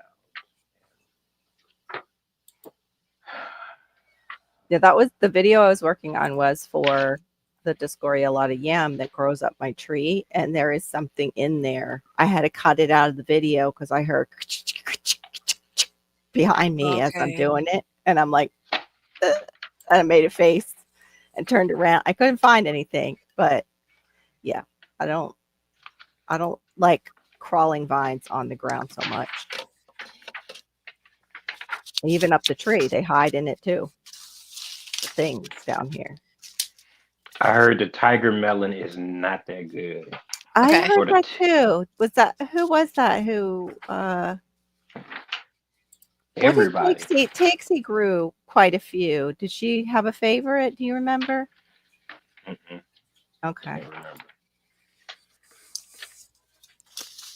Oh wait, is the tiger the smaller one? Yes, it has like the Yeah. tiger stripes on it. I think Mike said that about it, that it was Mike like said a it too. disappointment. I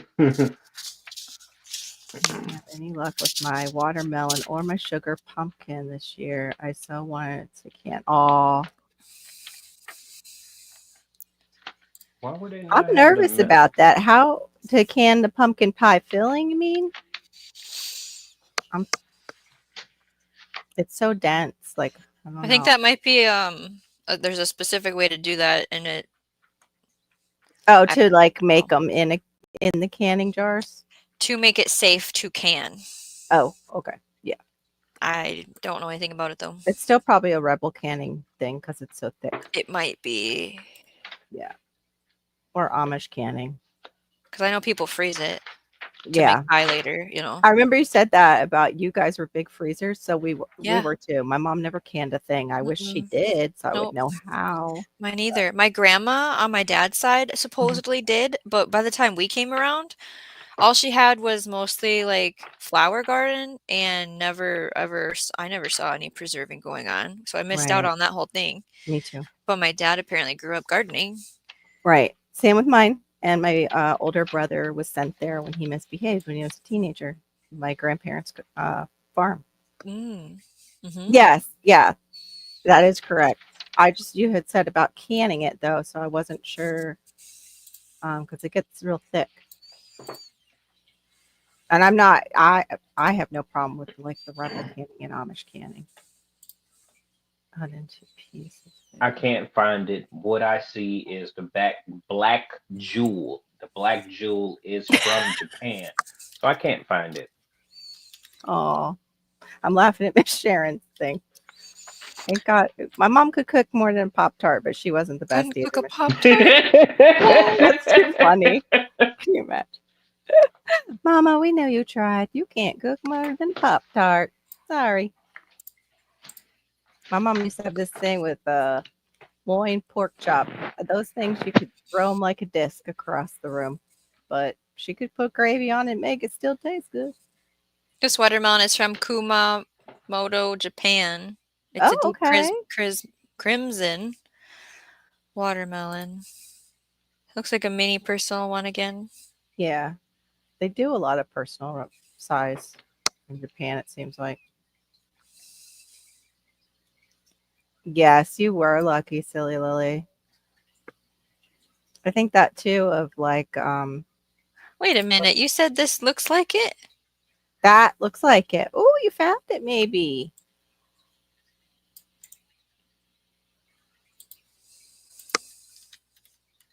I'm gonna have to contact the Murakami Museum and see if they would ever consider doing something like that. Like if they know how to get like Japanese heirloom seeds.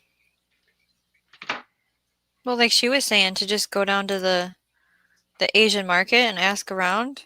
That's Yeah. a good idea for everybody. Well, that's our secret here. GT and I are always at the Asian market looking for stuff.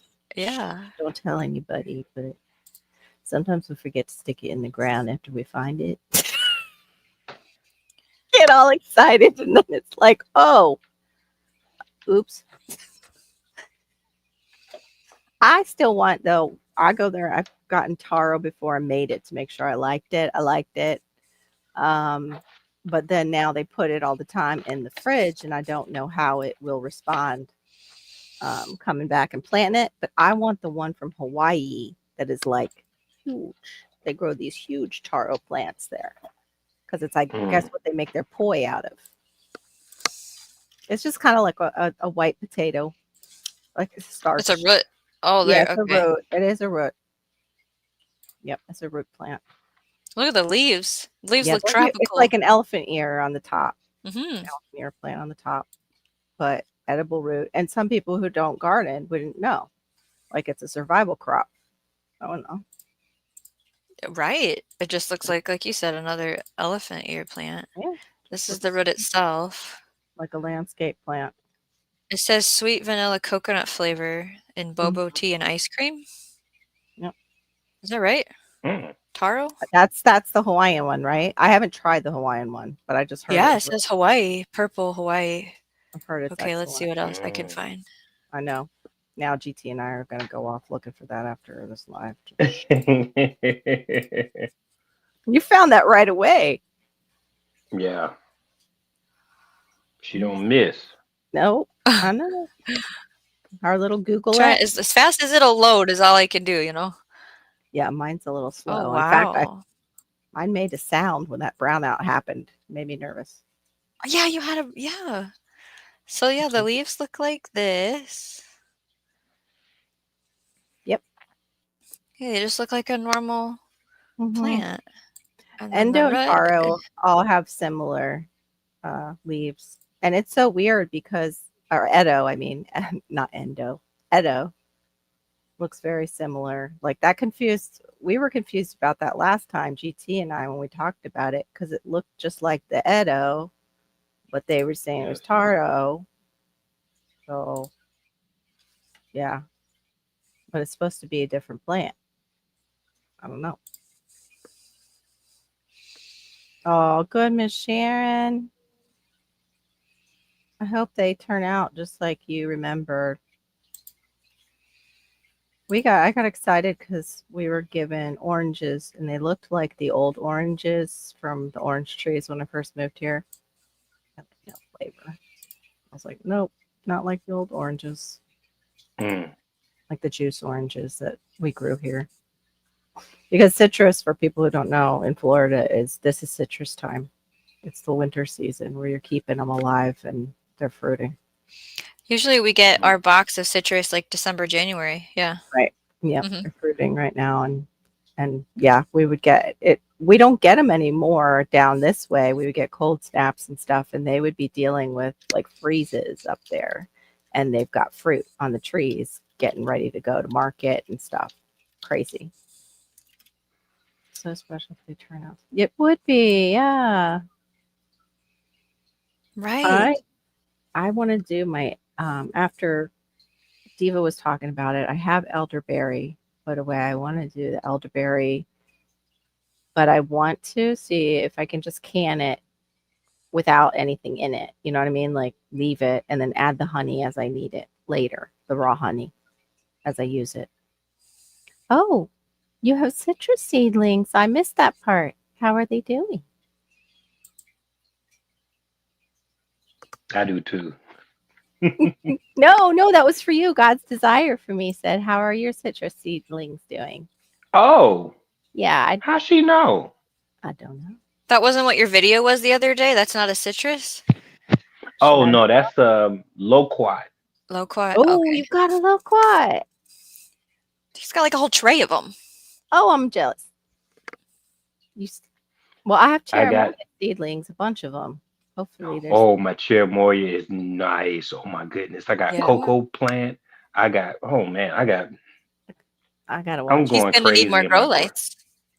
Oh, you've got a tent Oh, now though. I Did you set up definitely the don't tent? need more grow You lights. don't? I need more I grow got lights. four to 10 extra grow lights. Okay. That Yes, need some extra. plants? Like, That hmm? they need some plants under them if they're Ding, extra. ding, ding, ding. Yes. But I started some. How did Garth Desire know that? Maybe I was on a live and said it. Yeah, But you Who- might have said it in I the live had chat. I, I I had can't even- uh, a orange, a sour orange, Oh and it yeah, had seeds in it. And I just went on. I ate it, put the seeds in there immediately, and I have about yeah, good job, God's Desire. So I have right.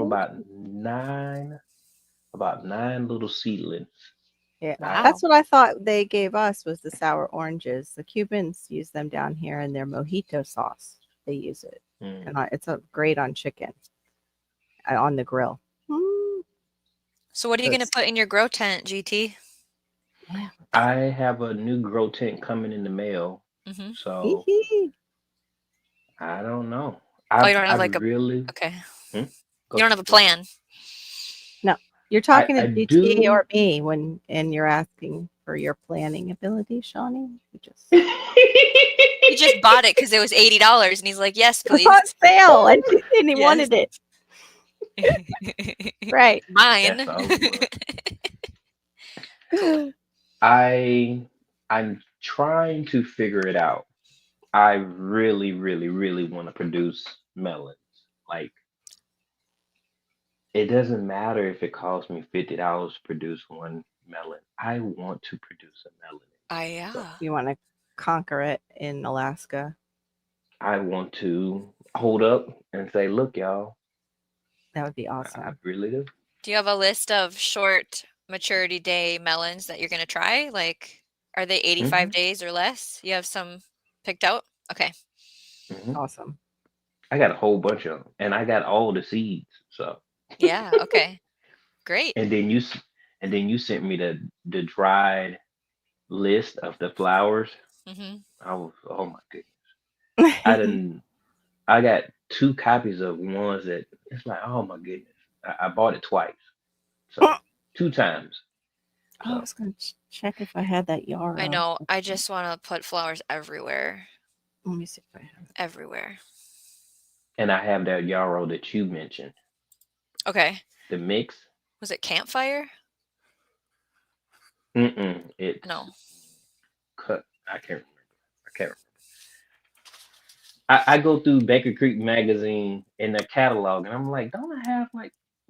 Yeah, I got a That lot of looks seeds. A familiar. Yeah. lot of seeds. Yeah. I was And just I'm going to see trying if not I. to buy this fig cutting. Fig cutting? Yeah, I do fig cutting. I love fig I cutting. need to get that too. Colorado That blend.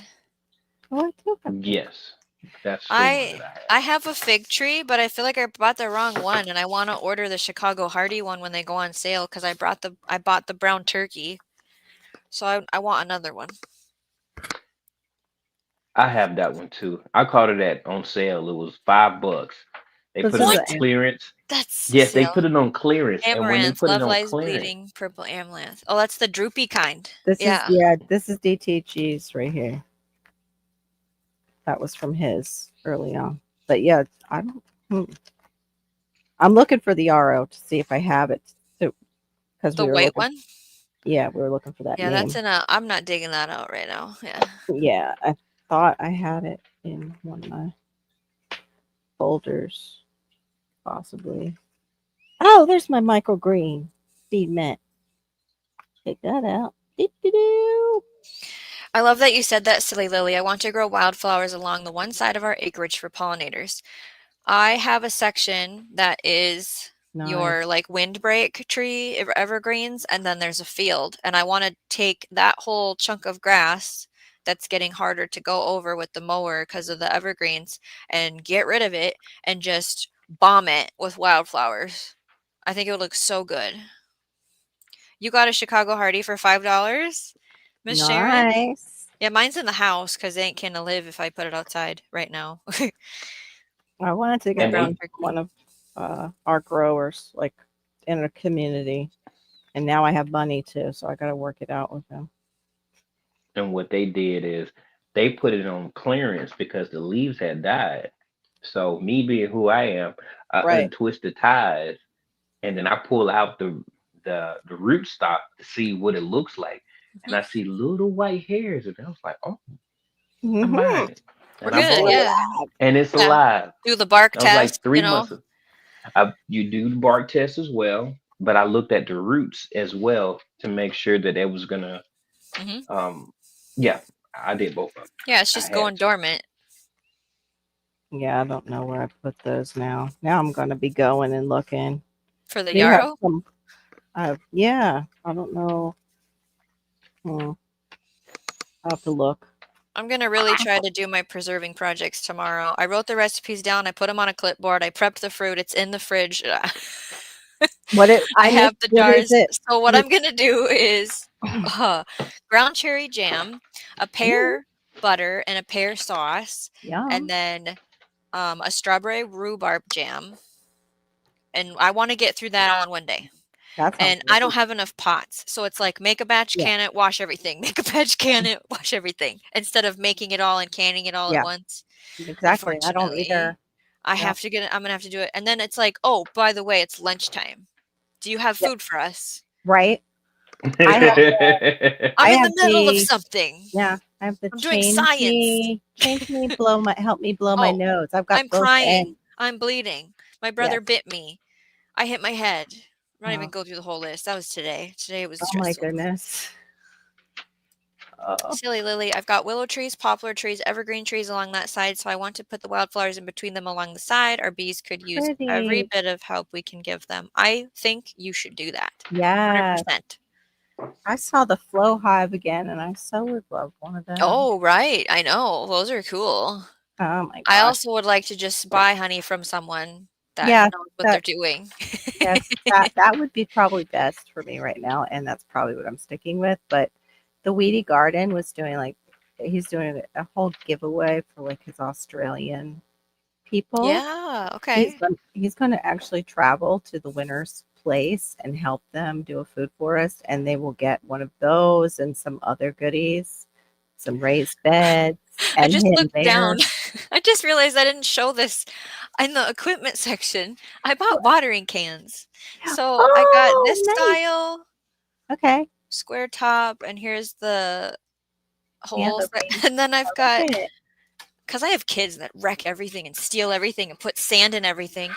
So, and then I've got this Got two double handle style so that some it's just idea. open right now, but it Oh, has threads to put this on it. nice. Hmm.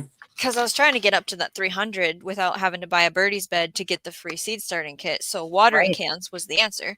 And so sorry guys, I didn't show that till just now. And what did you call that? Double what?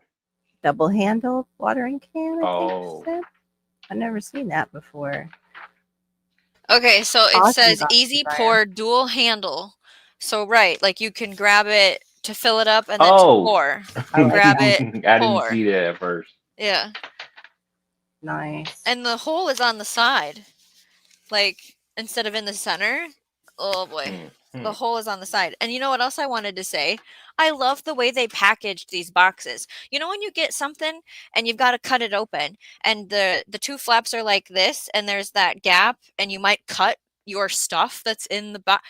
They overlap it. So when you cut, you're just cutting along a cardboard flap. They have it not in the center.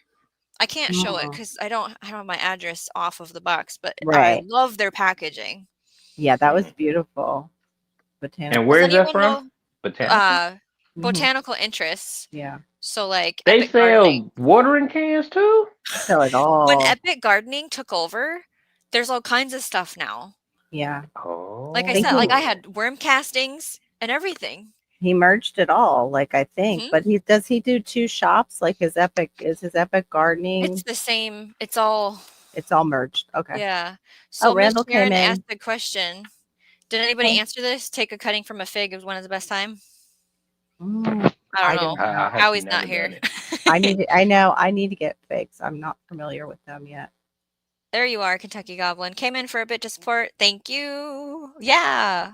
Yeah, she is. She's a good supporter. Catch the replay, Randall, for all the seed show and tell. It's a lot. She's got some good stuff.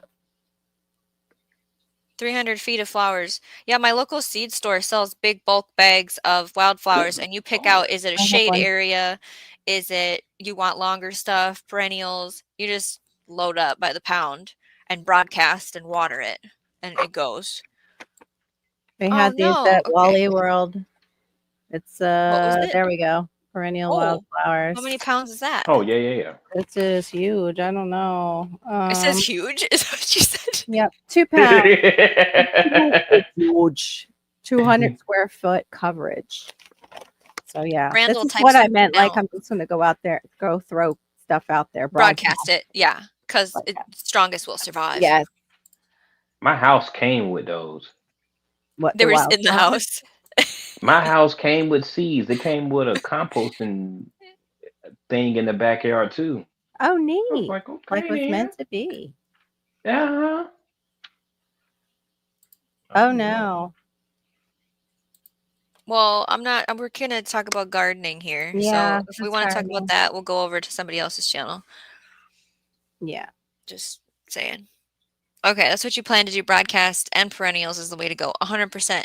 That's what we Yeah. really tried to focus on this year was perennial Mhm. sale and get them all in the ground and keep them alive. And we'll. Right. This is a test if they're gonna live through my winter or not. If they come back, I'm gonna Earth Day is the Yeah. sale I shop. So I go to Stark Bros to look through. You can filter like the zone, Mhm. and then you can filter like a tree, a bush, blah blah Right. blah. And then I don't have to buy it from them No. specifically, but it gives you Good. like the information of this is what you should plant and it has a chance. But Yeah. I did actually buy from them because they had a really good Earth Day sale and it was like Mm. I saved so much money. Did they send it to you on time? Because I think it was was having an issue with them getting his stuff.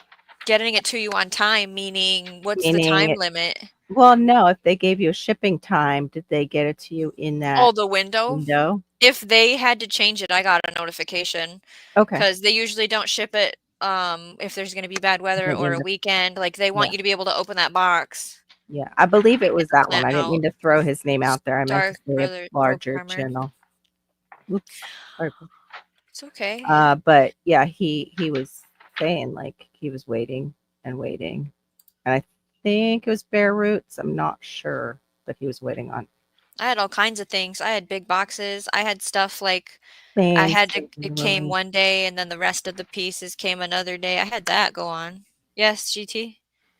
Have you ever grew sugar beets? No. Do you No, have one that I could see right there in front a of lot you? of them are Show GMO. me, because I don't know what to do with it. No, No. like not for us. They wouldn't sell us GMO per se. But a Careful, lot of the Carol, with that ones word. I know, a lot of the ones are geriatrically modified. Jerry Glass. Oh, okay. This Which albino one? one is a sugar The beet. albino? Yes. Look at the Okay, turnip. 55 days. It does look like a turnip. Table beet, snow white roots, smooth. It doesn't say it's a sugar beet. Yeah, it doesn't say The that. sweetest of all table beets. Oh, here we go at the bottom. The root can be used to make sugar. Okay. So how do I do After it? right Buy after more. 55 Look at that. days. His little 55 days, notation. yeah. Buy more. Right after 55 days. Yeah. That's a great idea. For people who cannot grow sugar cane, sugar beets are a great alternative for if you need So you can table eat it sugar. like a regular beet, and then do you boil it? How do you make sugar? Yeah, how do you make it into sugar? That would be a great video. 100 seeds for $3. It says buy more. That's a great Yeah, 100 seeds for $3. I make my notes the way I need to. That's right. That's a good deal.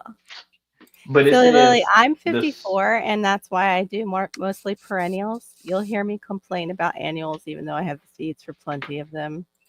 I reluctantly plant them because I get upset with them, especially if I have to squat down and do them. So I'm trying to do higher beds to make them more accessible. And I found out that that medication that I went off of does this lovely, scary thing of it can deteriorate or break down, let me say, your muscles. And by doing that, it sends out this chemical into your body that can take out your kidneys. Yay! So I'm Mm, so glad I got mm, off of it. mm. But I had noticed the 10 years that I was on this stuff for fibromyalgia that, yeah, I've gotten weaker and weaker and weaker. And yeah, so I need elevated beds until I can get my strength up again. The process Oh, of you're making gonna be sugar. 70. God bless you. And Silly you're still Lily. gardening? Yay. Love Oh, it. Silly Lily, my dad was going until like what? 84 doing all our lawn work in Boca, like out in the heat. So you can do it. You can do it. I'm He trying to was the look. best. She said where she's at too. Um, She's in a really like a zone like uh GT, like I think three, She's in 4. Canada, correct? that's what I thought. I can't find it now. Like 3, 4 is I think what Oh, she's here at. we go. Alberta. Mhm. Cold. I knew she was in Canada. I just didn't want to say for sure. Oh, yeah, my dad was in his 90s. Oh, wow. My parents were just short of like 49 years Mm. together. And that So was like the my mom's third and my dad's second marriage. making sugar from sugar beets. Wash, peel, remove the bad part of the beet. Remove Okay. the green skin. Shred or dice, then cover with water in a large pot. Bring that to a boil and then bring it down to a simmer until the beets are tender. It could be 1 to 2 hours of this. You're Mhm. draining the liquid from the beets. Hmm. Collect the pulp in a strainer lined with cheesecloth. Press Okay. the liquid from the beet pulp, like in the cheesecloth, to get it all out. Yeah. And it's going into that water. So then we're going to reduce that water. They're calling it sugar water until it turns an amber brown. So you're putting it on the stove in that pot until it reduced by half. Usually, you're looking for this amber brown consistency like honey. So it's going to be thick, and then Okay. you're letting that allow to crystallize. But what does that mean? It doesn't say. Does that mean on the heat or off the heat? What's the crystallization process? Does Right. anyone have Right. experience? Mm. I guess as it thickens and it cools, because that's how they do sugar. Once they get it to a certain thickened state, they start stirring it and it thickens more, and then they allow it to cool and they continue to stir it and it crystallizes and forms smaller crystals. Beet sugar is used in lovely Belgian waffles. That's what makes them so delicious. Oh, Is a yeah. true Belgian waffle will have crystals of sugar beet in it. They How do you graded know it. that, Carol? I don't What? know. My brain likes to store where like useless information until it's not useless, and the really important stuff for some reason it won't store. So it's not because you're obsessed with Belgian waffles? No, but I can't. Okay. My daughter does love them. I love them, but I can't eat them really. Okay, right. Yeah, Mm. unless they're gluten free. That's So wild. they grated the beet, and there's the water in Okay. the pot, I am and wondering. then reducing and cooling. Here's what it's gonna Okay. look like. Yep, they do cool it. And it Okay. gets thick, and then they put it in tins. Mm-hmm. Well, to Hmm. crystallize, and they probably It's like stir a it. molasses. Mhm. Mm. I I don't would love. know. I would love a cane sugar press. Yep, there you go. It goes in the. Okay. After 2 days, I don't know. This looks like a mess. It, It looks like a whole lot it of looks like a whoa. whole huge process. And Yeah. then look, they broke it up. But making sugar from sugarcane is too. It's a lot of boiling Yeah. down. David the Good shows it. Yeah, David Good had a whole video twice on it. He did it. He did it once with Danny, and then he from Deep South, Did you and see then he planted a whole field of sugarcane? what? David? He planted a No, I whole missed it. field of sugarcane. That's He went awesome. huge. Yeah. He knows what's up, man. He's gonna sell See, sugar, I for my guess. area, we would be making maple sugar.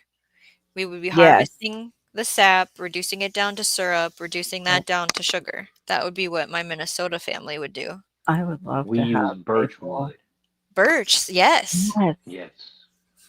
I We would love tap to the have trees. any. I got about 10 trees and we tap the trees. I'm gonna do it this year.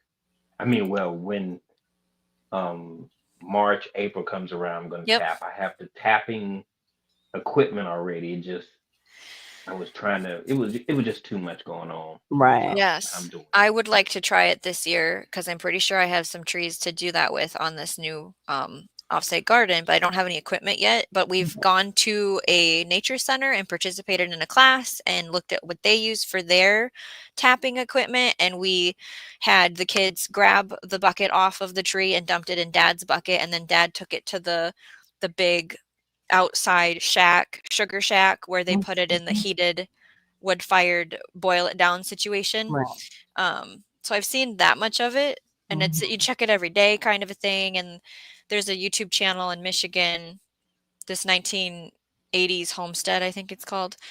They do all of that. They have tapping equipment. So I have to Mhm. like, what kind do I want to try out? And you haven't used yours Yeah. yet? no. Okay. I went for the not the cheapest method, but the second cheapest method, and it's just a tap plastic bag versus the metal bucket. It was affordable. I think I paid like I Ouch. bought the tapping utensils. I got that off of Amazon because it was more affordable. Right. Amazon versus Growing with Hudson. Hey, welcome in. Hey, what up hi, with you, Hudson? How you sis. doing, girl? Good to see But you. We went through all I the bought seats. Now those. we're just chatting. Yeah. So I So went for through us, Amazon for sorry. that, and then I went Mhm. to my local feed store for the bags. Okay. And yeah, and I grabbed some. They had some little pamphlets there, Mhm. and they get from what is it called, the extension offices Yeah. or something Yeah. like Mm-hmm. that. Yep. So they collect all the things from the extension office. So every couple of months, I just go in there and see if they have anything new. And they had about the tapping of the birch, the canning, just a whole bunch of different things. Like certain winter melons won't do great here in Alaska because of how the sun intensity is and how it makes the female flowers not show up. So Mm. yeah, it's a lot. I'm Yeah. like, For dang. us, we can't do maple syrup or birch because we just don't have the cold snaps that you need, that cold time for, I guess, it to flow. And I don't think I've ever seen a birch tree down this far south. Like, I've Mm, seen maples as you go up, but they're usually, specially planted. They're not natural. Like That's why they're you not. guys do like a sugar cane then. Yeah, we do Yeah. sugar cane. You can do sorghum, and then what GT was talking about. You can do the sugar The beets further up. yeah, the sugar beets are fascinating because we grow those in Minnesota, Yeah, but I've never had never been able to watch that process. yeah. Um, The commercial ones are usually that word that we don't want to say. Yeah. We the silver buckets I wouldn't use because what Okay. if I miss a day? They fill up, you know? What I liked from Mm-hmm. that Michigan gardener gal, the 1980s homestead, I think it's called, Mm-hmm. they ran the tap tube down to a 5-gallon bucket on the ground, and it had a lid so like Yeah. stuff So, wouldn't fly in there, and they put like a rock hmm on top. So then that can fill the bucket more time than that little metal pail up at top, and then I feel like the wind can knock this off or an animal, you know? right. I liked the 5-gallon bucket on the ground system, Yeah. and I then you think would it's dump a that good. bucket into your main bucket to go start boiling it, and then keep that with the tree for your period of time. Right. Growing with Hudson, they do. That's why we use Roselle as our cranberry alternative. What are Yeah. you doing awake still? G3GS Hey, Farm. Hello, C3GS hello. Farmy hmm brother. Good to see you. Such a good We have family we have in the cranberries and community. blueberries that grow wild here. That's lovely. And it's so, and these salmon berries that are similar to raspberries.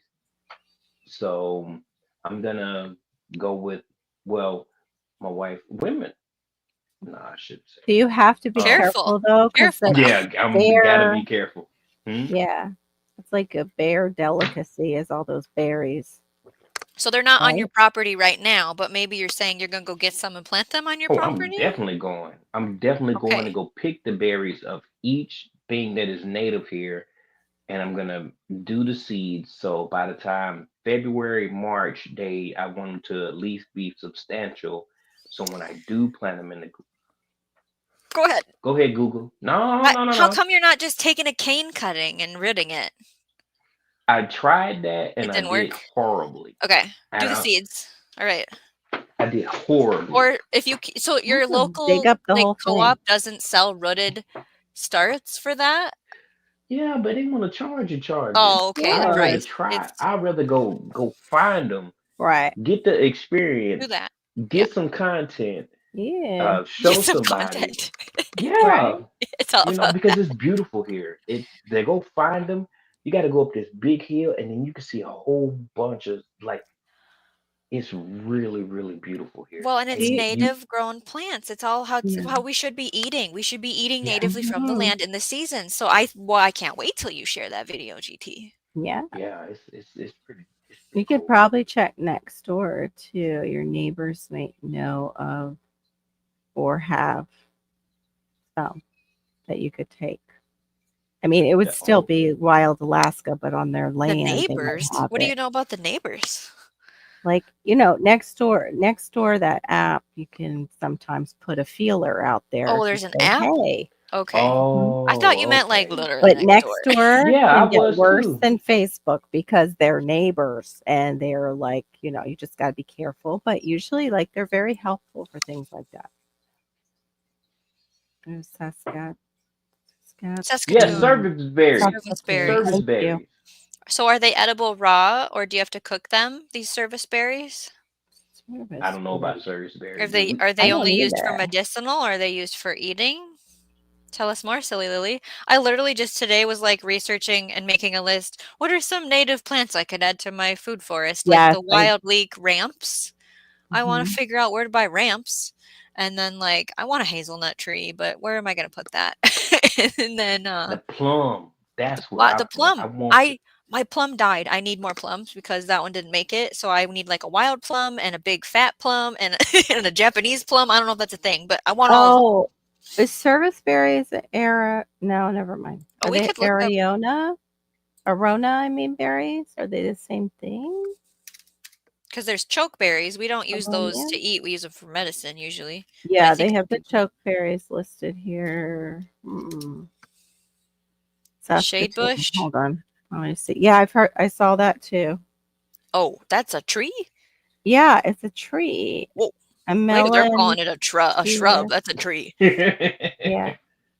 Well, that was like when I got that Jamaican strawberry tree. Huh, that sucker grows so fast and takes up so much space, but you really can't even hold on to those berries. You got to eat them fresh out in the garden. And they taste kind of like cotton candy. Don't really have like a.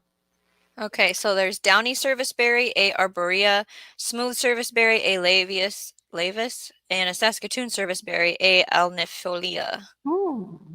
So they all have different heights. Like one's 9 foot, one's 40 feet. Good Oh, Lord. cool, Right. Brian Hudson. I have. Which one did you get? I have the Discoriolata purple. We have Minnesota them too at Wally World. Different types. You just They ordered just wild yam. Oh, have different names. I wasn't Mm. sold on the wild yam or the chaseberry. It does mess around with your hormones, but if you are estrogen dominant, you have to be careful. You have to be careful if you're low progesterone with that Could you stuff. look up salmonberry? yeah. Let me Turn out see. red but mature into a dark blue. Okay. I like Arona berries. They're supposed to be they're super, super dark.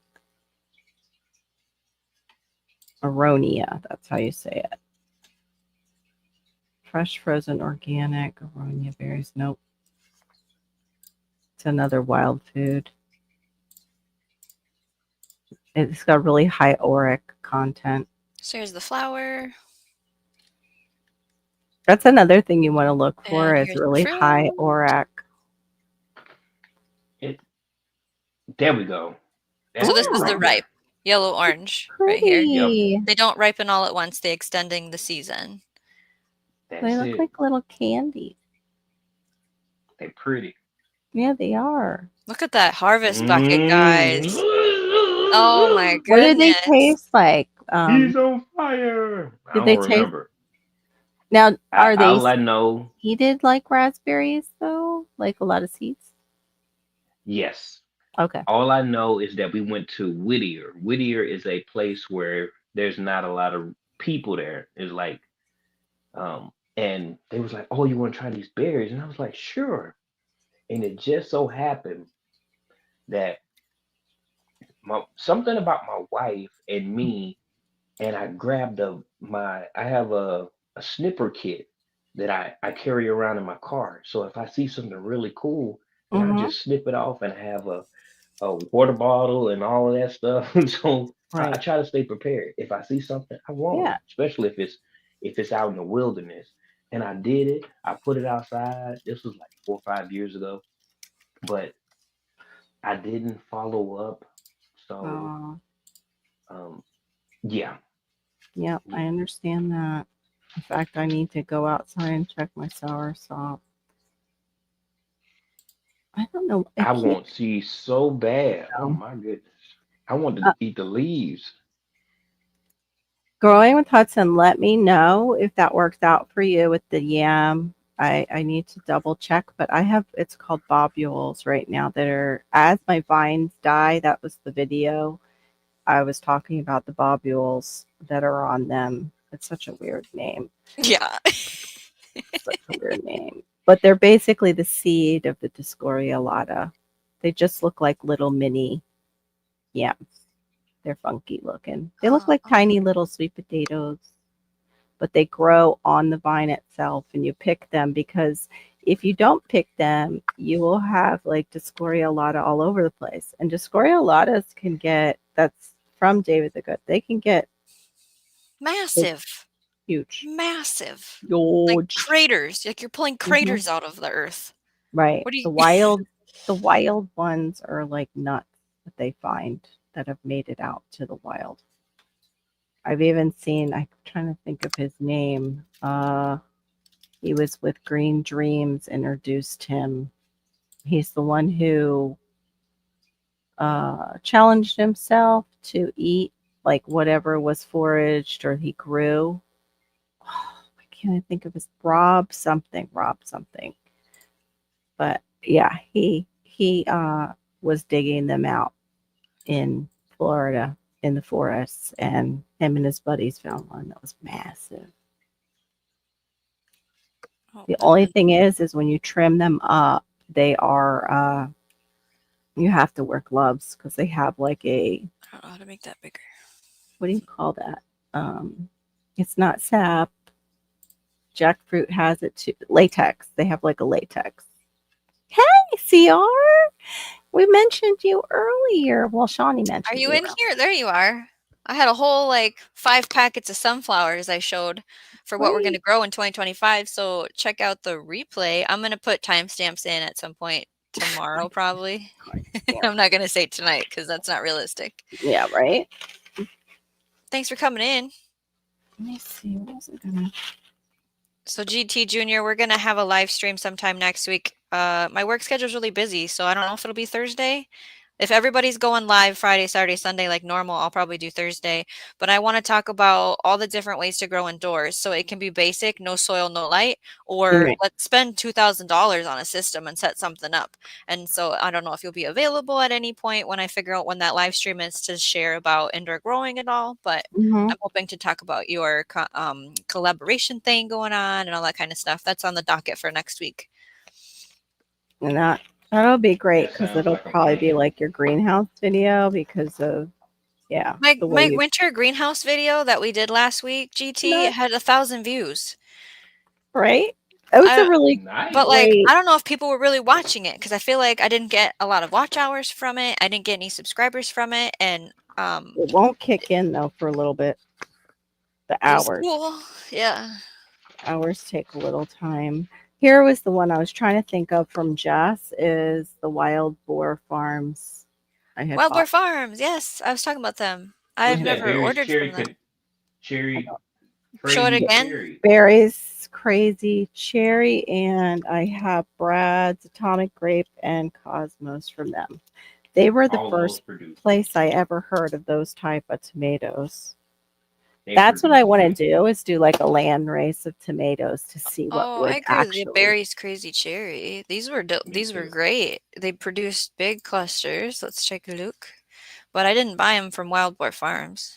Right. I might have to Me either. rebuy them because they're so old. The same picture Becky Creek got. I got that. Yeah. They're pretty. I think mine are the darker ones. I don't think they're the yellow. I do better with yellow because of the acid. Sweeter, less acid. Mm. Right. Pro cut. What? He found where we were talking about sunflowers, I'm assuming is why. Oh, okay. Okay. Got it. And then this was the hour mark. Something one? Is that a one? I don't know.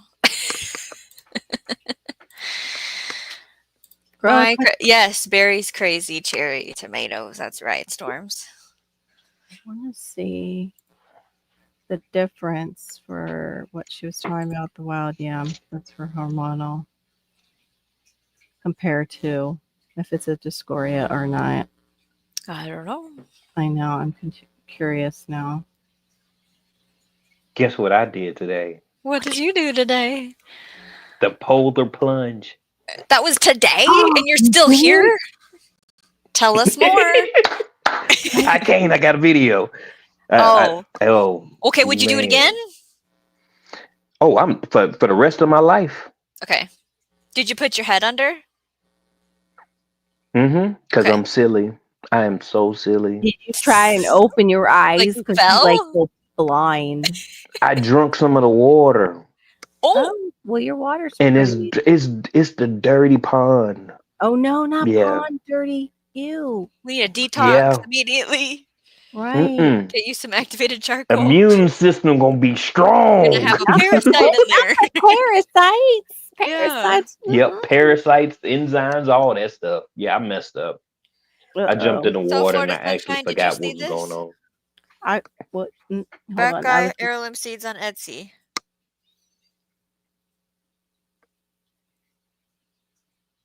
Oh, and tell Oh. her that Miss Sharon sent you over there. Oh, hold up. Where's my phone? Let me just. Okay. Well, that's exciting, GT, that it opened up a whole new thing for you now, right? Yeah. But Are, isn't are you going to get a Buckeye wood-fired sauna next Ohio? in the backyard, Whoa. Never thought of that. right? Wood-fired sauna. Wow. It was interesting listening. I just got to listen to a little bit of the interview that DTG did with the guy who did the Landrace book, and he calls it something else now because Yep, the Landrace was confusing. Yep. Did you get to watch it? Because it was kind of Yep. long. Yeah, sure did. and- Of course, I need time for that.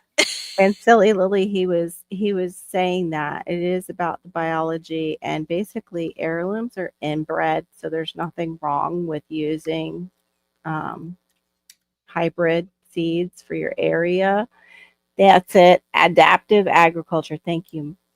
That's what we're talking about right now. Yep. Yeah, and he was saying like we get into this. It's my fault. I should have put more calcium in the soil because of blossom end rot.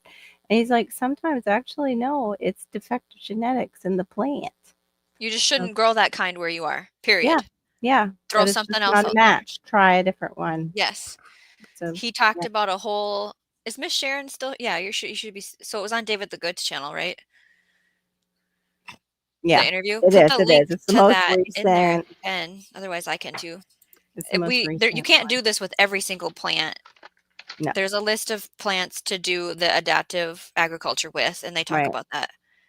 but everyone should try that. Same, growing with hot sun. When I Could was you put a what? sorry? No, go ahead. Go ahead. Your turn. GT? Could you put adaptive agriculture back up there so I could screenshot it? Yep. Yeah, there we go. How you do it so fast? Good I just- Lord. Tick, Man, tick. I barely got it out of my mouth. I know. It's like I knew what you were going to say. That's right. That was kind of scary. That's Yeah, good. we have to think of growing zones. Sure, that's part of it, and microclimates, but it's also your Oh, did soil you and get what's a that? good match for your soil. Okay. But he was saying too, like there is funny business, like I've talked about before in the seed industry, and you could be getting seeds from the Netherlands. You could be getting seeds Mhm. from all different countries that are not going to match your climate, and you got to climatize them or see if you can. And some you might not be able to. And yeah, you just want the strongest that survive basically and give you a good fruit. And now is the time to find out what those are so you can save your seeds. Mm-hmm. Yeah, she's a stream veteran by now, CR. You're right. It's magic. Yeah, me too. God's desire for me. That's it. Joseph Lofthouse. It's He very has a good. book. Yes. I haven't bought it yet, but Yeah, that's I the want the link book. to the live stream. You guys save it and watch it later. It's an hour and 9 minutes, but it's worth every minute. Right. The Yes, book is exactly. something like God's desire for me. Landrace, but they had to change it because it was upsetting, I guess, biologists or whatever. Hey, Guardian Prepping, welcome in. Guardian, prepping. Good evening and morning. Yes. Hello. How is your weather? Tell us about your food forest haul, please. This is a good place to share what you got. Ooh, We he's done talked food about forestry. my botanical interest seed haul, equipment haul. I will put timestamps probably tomorrow, and you can watch the replay to see the Right. packets. And now we're just talking about gardening. I think that's what I'm actually going to do a live on is food forestry. Let's do That's it. really what got me into gardening Mhm, again mhm. was food forestry. And you were the first person that I actually saw in the community put up what it was, like the visual. 'Cause Oh, some and we people, talked about it on Diva and the Dirt's interview of Shawnee Grows. yes, Yeah, like on your interview, visually here the is what, visual we of it. showed. Mhm. Because there's people who are like, I have a food forest, and they have no freaking clue about that at all.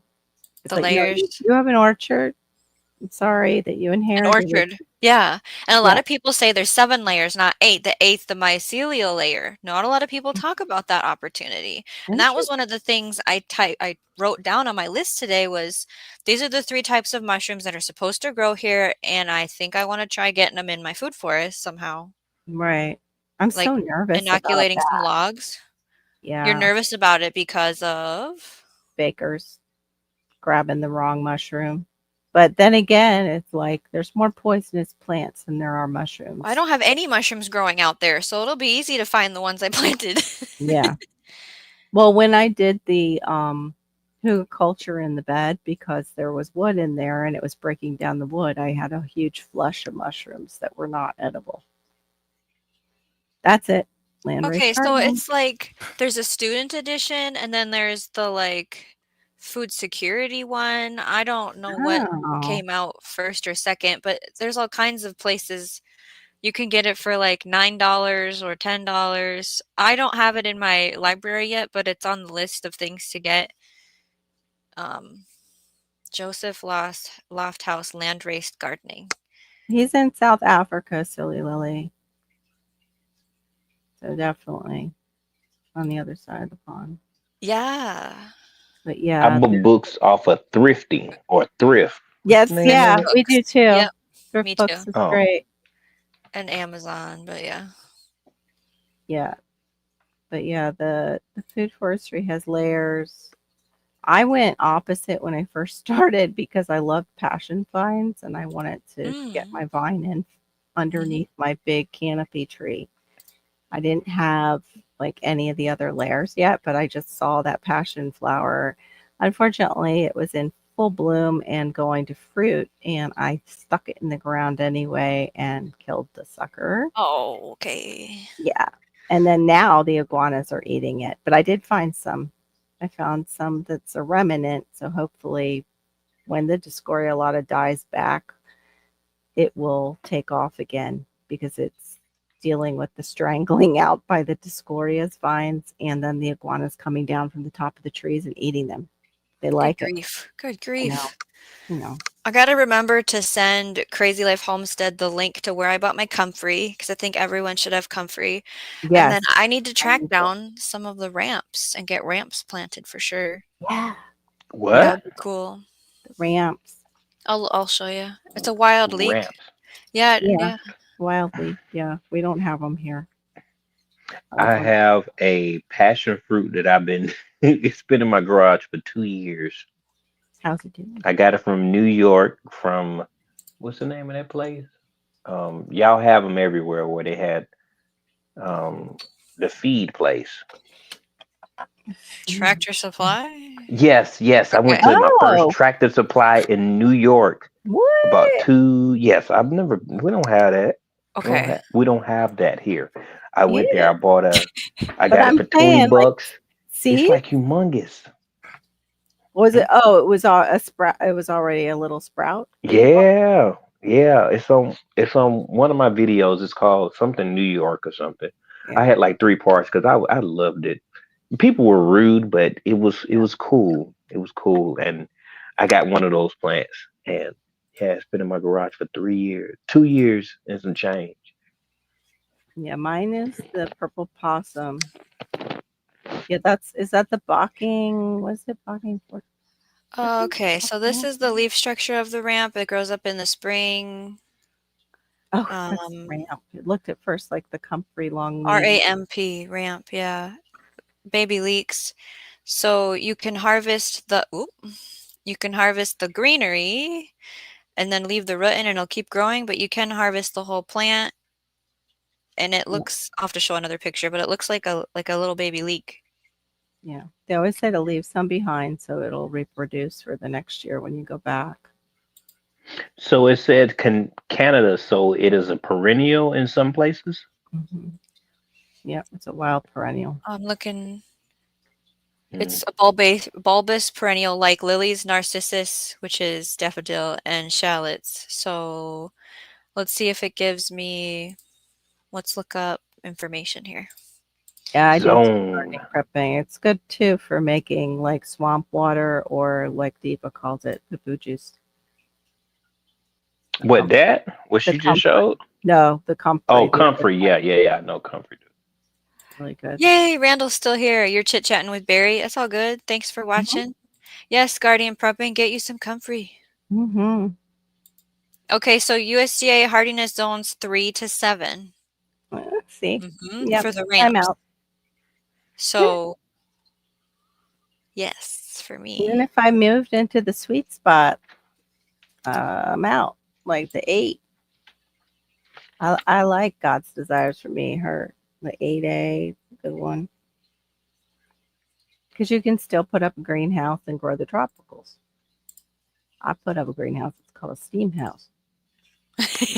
Steam There. house? I know, you need a shade house. Carol, a shade house. Steam everything to death. Oh, it's cooked already. There we go. How to. Oh man. Oh, Okay, thanks, so Silly yeah, how to Willy. plant and grow ramp. Bam. Screenshot. So I have a let's lot see of here. frustration with mine, Silly There's Willy. the hardiness. They emerge in March and April. By May, the leaves die back. Okay. Wow, look, is that the whole, that's all of Oh, them? how That's a whole pretty. bunch. The Yeah, when it blossoms.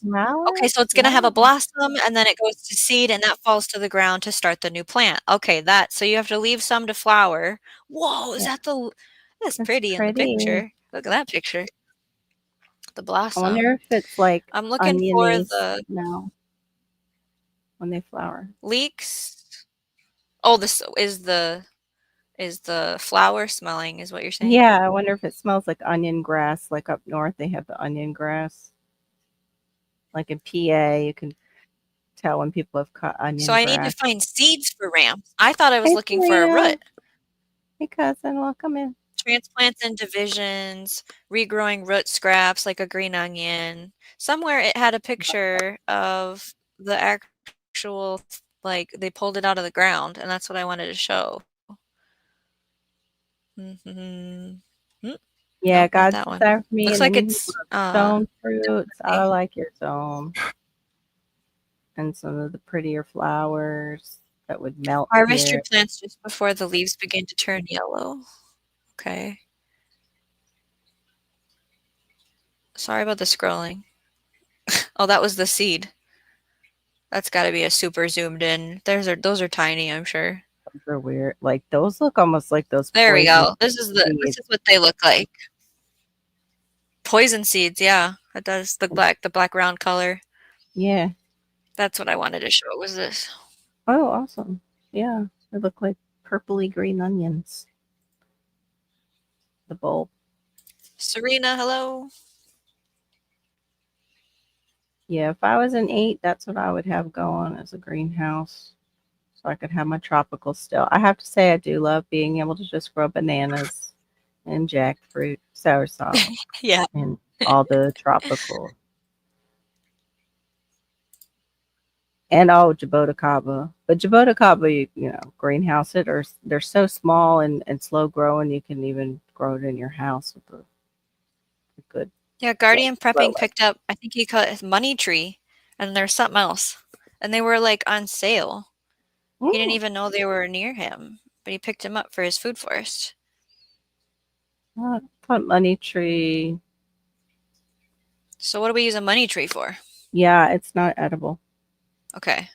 It's not an edible. Is it like But a chop and drop? It creates good organic could, matter? maybe. Yeah, maybe. Money tree. The one too that they call lucky bamboo isn't even a bamboo. It is related to the lily family. GT, are you at work? Mhm. Okay. Every day except for Monday, and I go back to work Monday on the 23rd. So yeah, That's nice, every Serena. day but Monday. Okay. Yep. Okay. Right. Making me want to make my cookies for Christmas I for am making family. cookies next Saturday. Okay. So I want to make the dough Friday so it goes in the fridge, and then we start baking and cutting and baking and decorating on Saturday. And I bought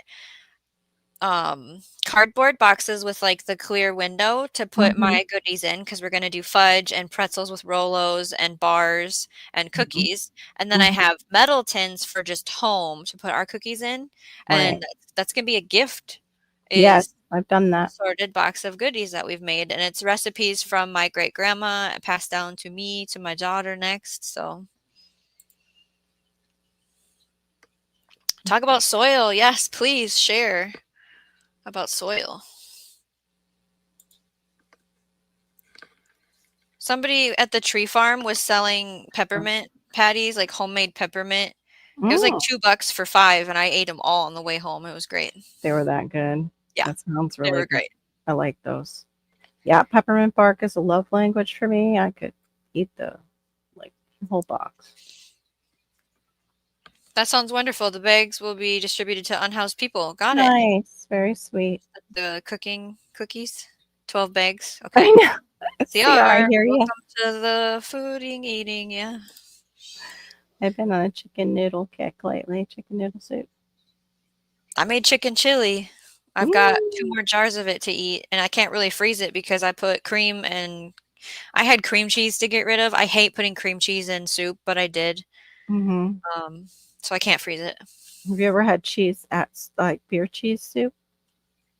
I don't think I have, but I imagine dipping a really big, fat, naughty pretzel in it, right? Mm-hmm. And it's But no, very I don't think I tasty. have. Very I tasty. don't think I have that here. I'd have to The make it. cheddar. Mm-hmm. It's really good. It's funny because they actually, the school that I worked at, they would make it on the teacher's request. And here's these Oh, kids having beer cheese soup for lunch. So well, it's funny. just the flavor, not the Yeah, alcohol it's just the content. O'Doul. It It's had just like they funny. used, yeah, used Yeah. O'Doul. There's a lot of types of NA beer nowadays. Mm-hmm. All kinds of companies make NA beer if you really need to Oh, taste the beer. What is that madness? What? Cream cheese ice cream? What's cream cheese ice cream? Yes, do tell. I like Is that a tiramisu. typo? I like What is cream tiramisu. cheese? Like, I'm trying to distinguish It's cream also called cheese. farmer's cheese. Block. Cheesecake is made with cream cheese. It's blocks. It's white. What is it made out of? Like, how do we make it? No, Let's see. I'm trying to distinguish cream cheese. Like, I know what cottage cheese is. I don't like it. Yeah. I know what sour cream is. I don't. I get sick Oh. off of it. And then there's other cheese. There's other stuff, but I can't. There. What is It's it that you put on? Oh, you put it on yeah, bagels. Oh, bagel cream okay. cheese. You can I get had a it brain whipped. fart. You can get it mixed with like veggies. Mm-hmm. You can. It comes in all Yeah. kinds of ways. Our locks, salmon locks are good with it. I'm looking up cream cheese ice cream, silly Lily. I want to know what we're doing with it. 2 cups of heavy cream, 14 ounces of sweetened condensed milk, 8 ounces of cream cheese at room temperature, 2 teaspoons of vanilla. Mm. Mix it up. Put it in a loaf pan, freeze it until solid. I still have You some can cream add your cheese. berries and your jams and vanilla to it. What? Right. I still have some cream cheese frosting for the cinnamon roll kick that I was on for a bit. Cream cheese frosting on a cinnamon roll is where it belongs, yes. Yes, so I good. think I want to make cinnamon rolls Christmas morning. I did cinnamon rolls too, and I made the candied sweet potatoes, the homemade candied sweet potatoes with the dark brown sugar and butter. And I mashed that up and put it inside the cinnamon roll and then put the cream cheese frosting over that after they were cooked. Like I added a bunch of cinnamon. Oh, made it even more Cranberry moist and cinnamon delicious. goat cheese? I'm not eating no goat cheese. Yeah, I've goat never cheese. had goat cheese I don't yet. think It's I have gotta be either, and I don't want super. to. It's I gotta be want to. super fresh, and then it's kind of like cream cheese. But if it is not, and Does it it, if it's stinky, no. Nope. Nope. it's not Nope. stinky unless it's a little bit bad, and then it's like throw up. It's awful if Oh, it's a little what? bad. La la la. Sorry. It happened to me. We were out at a really nice place, and I had to send back my salad because I was like, "What is that? It is gross." And they're like, "Oh, it's chevre or something." And I was like, It's "It's gross. yeah, I'm gonna lose it. Like you're at the table at your nice restaurant." I don't remember what I was gonna say now. I know I had to explain to somebody the other day what tiramisu was. And then what was the other thing? Oh, They didn't okay. know She's what saying tiramisu. she came up with the recipe. I'm sorry, I didn't mean to cut you off. No, you're fine. We're talking. You're staying on topic. We're good. That's good. Yogurt for health benefit. But I mean, are you adding a can of pie filling? Because you just, yeah, you Oh, don't have to add the yogurt because there ain't no health I benefit know what I was after gonna that. say now. So we're talking about cinnamon rolls, right? There's a roll. So X-nay the desserty part of this, but it's the same concept of the cinnamon roll dough, but you lay sausage or onions and peppers in it and then roll it and cheese. And so Yeah, then you cut it and bake it just like a cinnamon roll, but it's right. meat filled, Yes, the right? sausage cheese rolls are delicious. I worked as a nanny for a family, and they had somebody that brought them a whole bunch of them, and then they stuck me in the room to watch the kids, and there was nothing there to eat. But those rolls were in the fridge, and I'm like, I had a couple, and I was like, these are the most delicious things I've ever had. These are so good. And I always thought you had to cook the sausage and then put it in there, but when the farmer's table did it, Hmm. it was raw. Oh, I would cook it. I'm not. And I'm like, I what? don't take a chance with sausage. I got sick off it It's once. touching it, right? I'm like, cook it first. I don't know. Yeah. Never want to get sick off of undercooked sausage or any thing like that. It's really bad. We're probably going to do 5 more minutes, 4 more minutes. Final Okay. thoughts, everybody. I had a All lot right. of fun. You had Thank you guys. you had a lot of seeds. I had You some had fun, a seeds to lot of show off. fun and a lot of seeds. I'd be having fun too with that haul. That was a nice haul. Dreamy. Very. Very nice. I hope they all grow because that's the real challenge is they produces something. Right. Exactly. But they'll do well. I love cheesecake too, silly Lily. My other one is tiramisu. And tiramisu cheesecake is just heavenly. Whoa. Or a flourless chocolate cake. Oh, and I don't mean the solid one. I mean it's like a cake and they put ganache. And I even make one. I make like a ganache chocolate cake. But considering my family doesn't eat a lot of it, I don't make it because then I eat the whole cake minus a couple pieces. So, Yeah, I'm more of a give me some brownies and cookie dough and chocolate covered waffle cone and caramel and I ooh, don't I'm not the fruity ice cream gal. I'm the other kind. Yeah. yeah. Oh my gosh, they had that too. They had like a what are those? I'm trying to think the candies are called. The round ones with hazelnut. They have that little waffle and they're dipped in chocolate. And they have like that hazelnut cream filling. And they're wrapped in like a little foil. Anyway, they had an ice cream like that. It was a gelato.